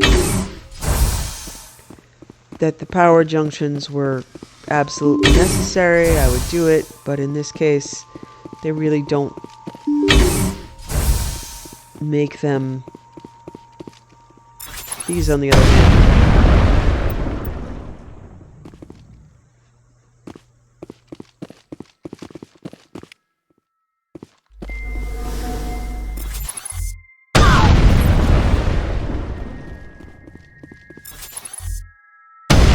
Okay, so if you saw, there's toxicity, but everybody has medical mods that make them virtually immune to poison. Do you know anything about all these glitches? I've had an earful from the department heads about Hannibal ignoring commands during exercises and undertaking unorthodox tactics to achieve a victory even in no-win simulations. You know the VI better than any of us. Do you think this is an intended behavior, or is there some kind of code corruption? Orders from Lindholm are to press ahead with some live fire exercises, so the sooner you can let us know, the better. So apparently the mainframe and you know the VI here was originally called Hannibal. If you do some exploration of the lore and bring Edie with you in the Cerberus Mass Effect mission near the end of that game, you'll get more lore there. But essentially, this is baby Edie. Cerberus gets the data and develops Edie from it. The light on the optical mainframes flicker and die. The first of the 3 computing clusters containing the VI is offline.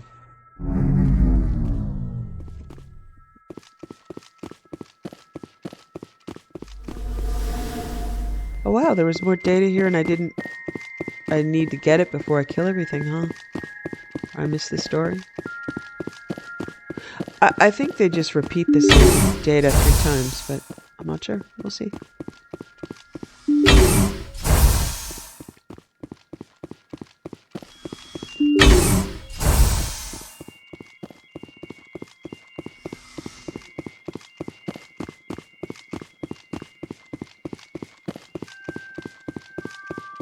You can see the mod adds like dead bodies and blood smears and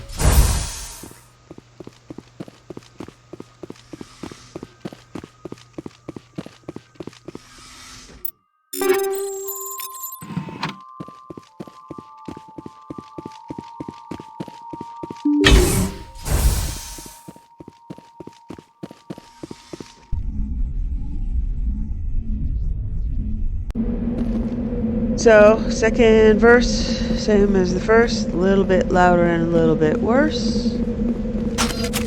So your first, oh, stop doing it. Your first bunker is going to be pretty easy, then they just add more obstacles. I think they add shields. There's like poison and shields. Shields isn't a big deal, it just doubles the shots you need to take.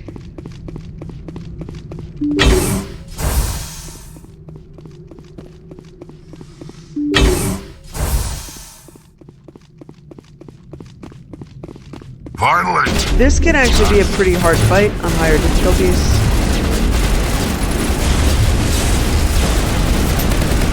So yeah, that's the second level of difficulty with a bunch of added drones. First one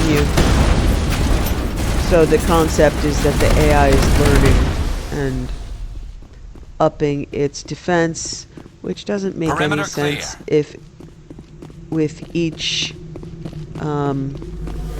incursion you are taking away 1/3 of its resources, but alright.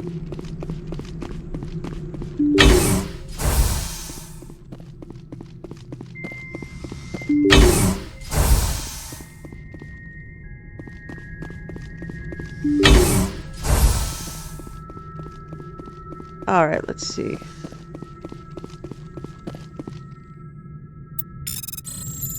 Personal log, Admiral Innes Lindholm. The other day an officer asked me a simple question. Why Hannibal? History is full of nationals that compare themselves to ancient Rome, but in truth the system's alliance is Carthage. We're no longer masters of our domain, but scrappy, belittled underdogs in a dangerous galaxy. Here and now, Rome is the Citadel. It's led by ruthless and technologically superior aliens that could and would crush us if we step out of line. Hannibal Barca was a transcendent military genius from ancient Carthage.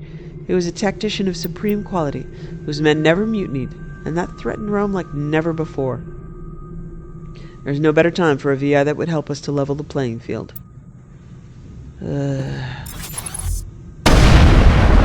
Kinetic barrier fields powering up throughout the bunker complex. So, now we get...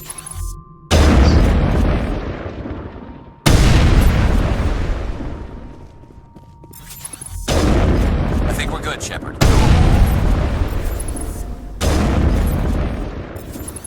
Negative contacts.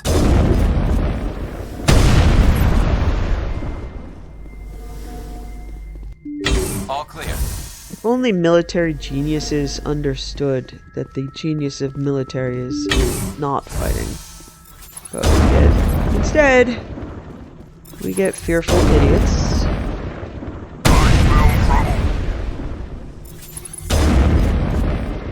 All targets down. I think it says the same thing here. Yep. Okay, so each place has one data entry in two places. Two separate wings. Second of the three computing clusters containing the VI is offline.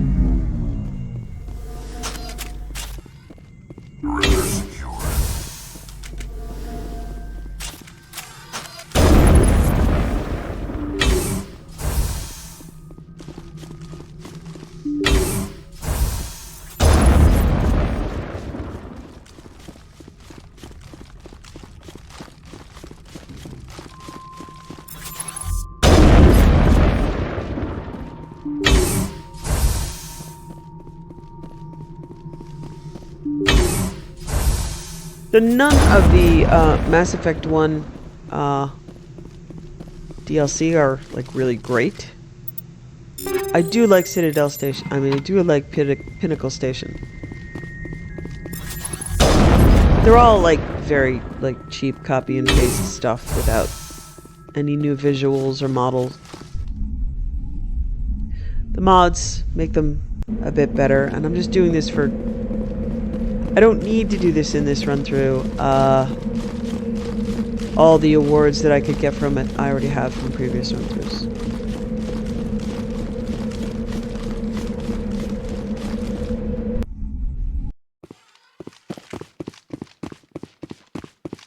So yeah, these guys, these drones, shielded drones, can be pretty tough on really high difficulty.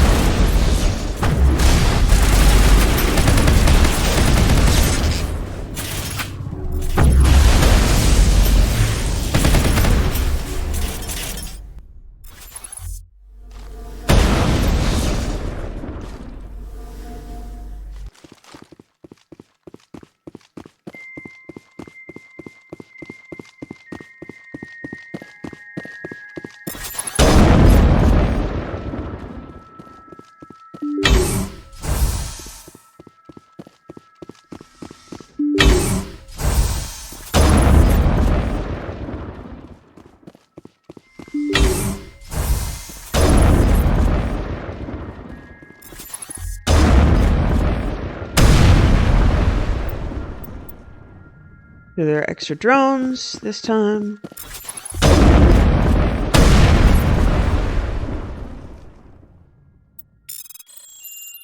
To Lieutenant Donald Singh from Lieutenant Mark Gillum. Don, I've secured the package.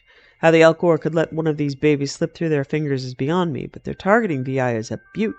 I can only imagine the wealth of data that's inside, but I swear I won't touch it. Honest. I'll keep my head down until the Nosastra Port Authority gives us clearance to disembark. You know this place is stunning, but do you remember that time those Cuttlebones ambushed us at Jawan Spaceport on Benning? So Cuttlebones is slang for Turian. I don't know if this is modded, because the first time I had heard it was in Mass Effect 2, where Jacob refers to Garrus as a Cuttlebone if they are romantic rivals. That whole time I'd been here, I felt the same way I did before that happened. Mark. So, I also think that Benning is from Mass Effect 3. So, I do believe this has to be modded because it's referring to, like, fan lore that doesn't happen. Benning is a Cerberus incursion spot in Mass Effect 3. So I think those are just added flavor texts with mods, which is cool.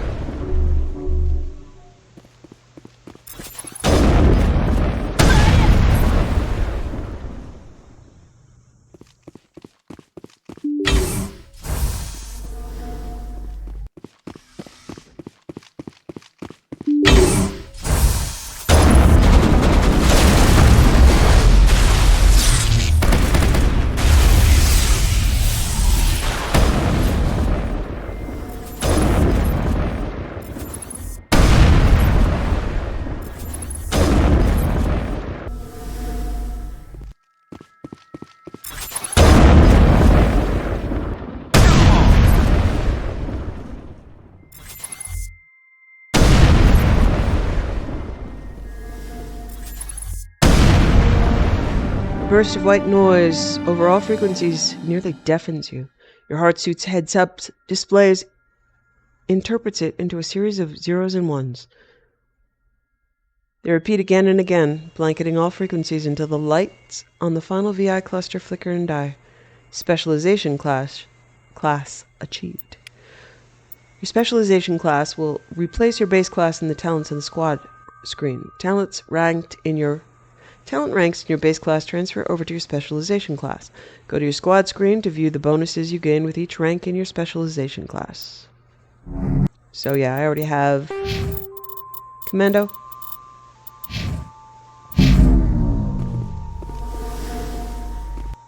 Perimeter clear.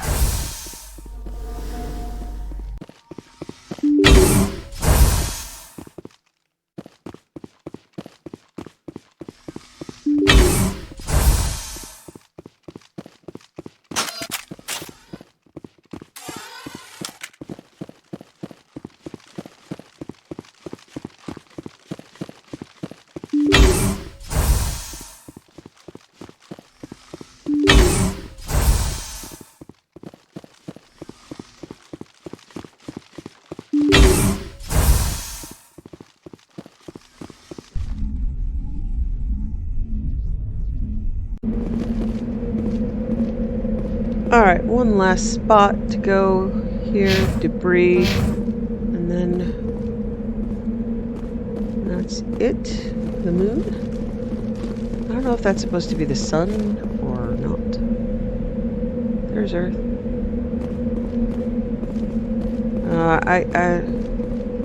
Yeah, I imagine that's the sun. Or maybe it's not exactly the way it should be. There aren't any filters. It doesn't seem as bright as it would on Earth, but if it was as bright as it would be on Earth, then it would be bad for our eyes. So I don't know. Laura Point I am unaware of.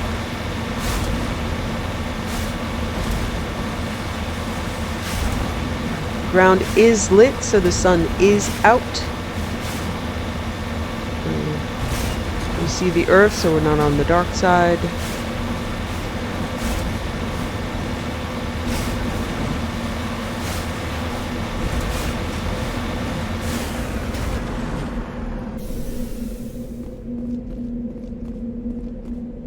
CCCP Luna 23 salvage, so that's a Russian satellite.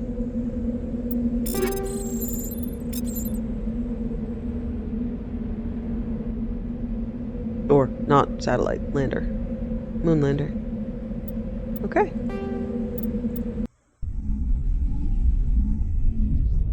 Looks like a satellite. What they usually call satellites in the game, but if it is a little Easter egg, it's probably a lander.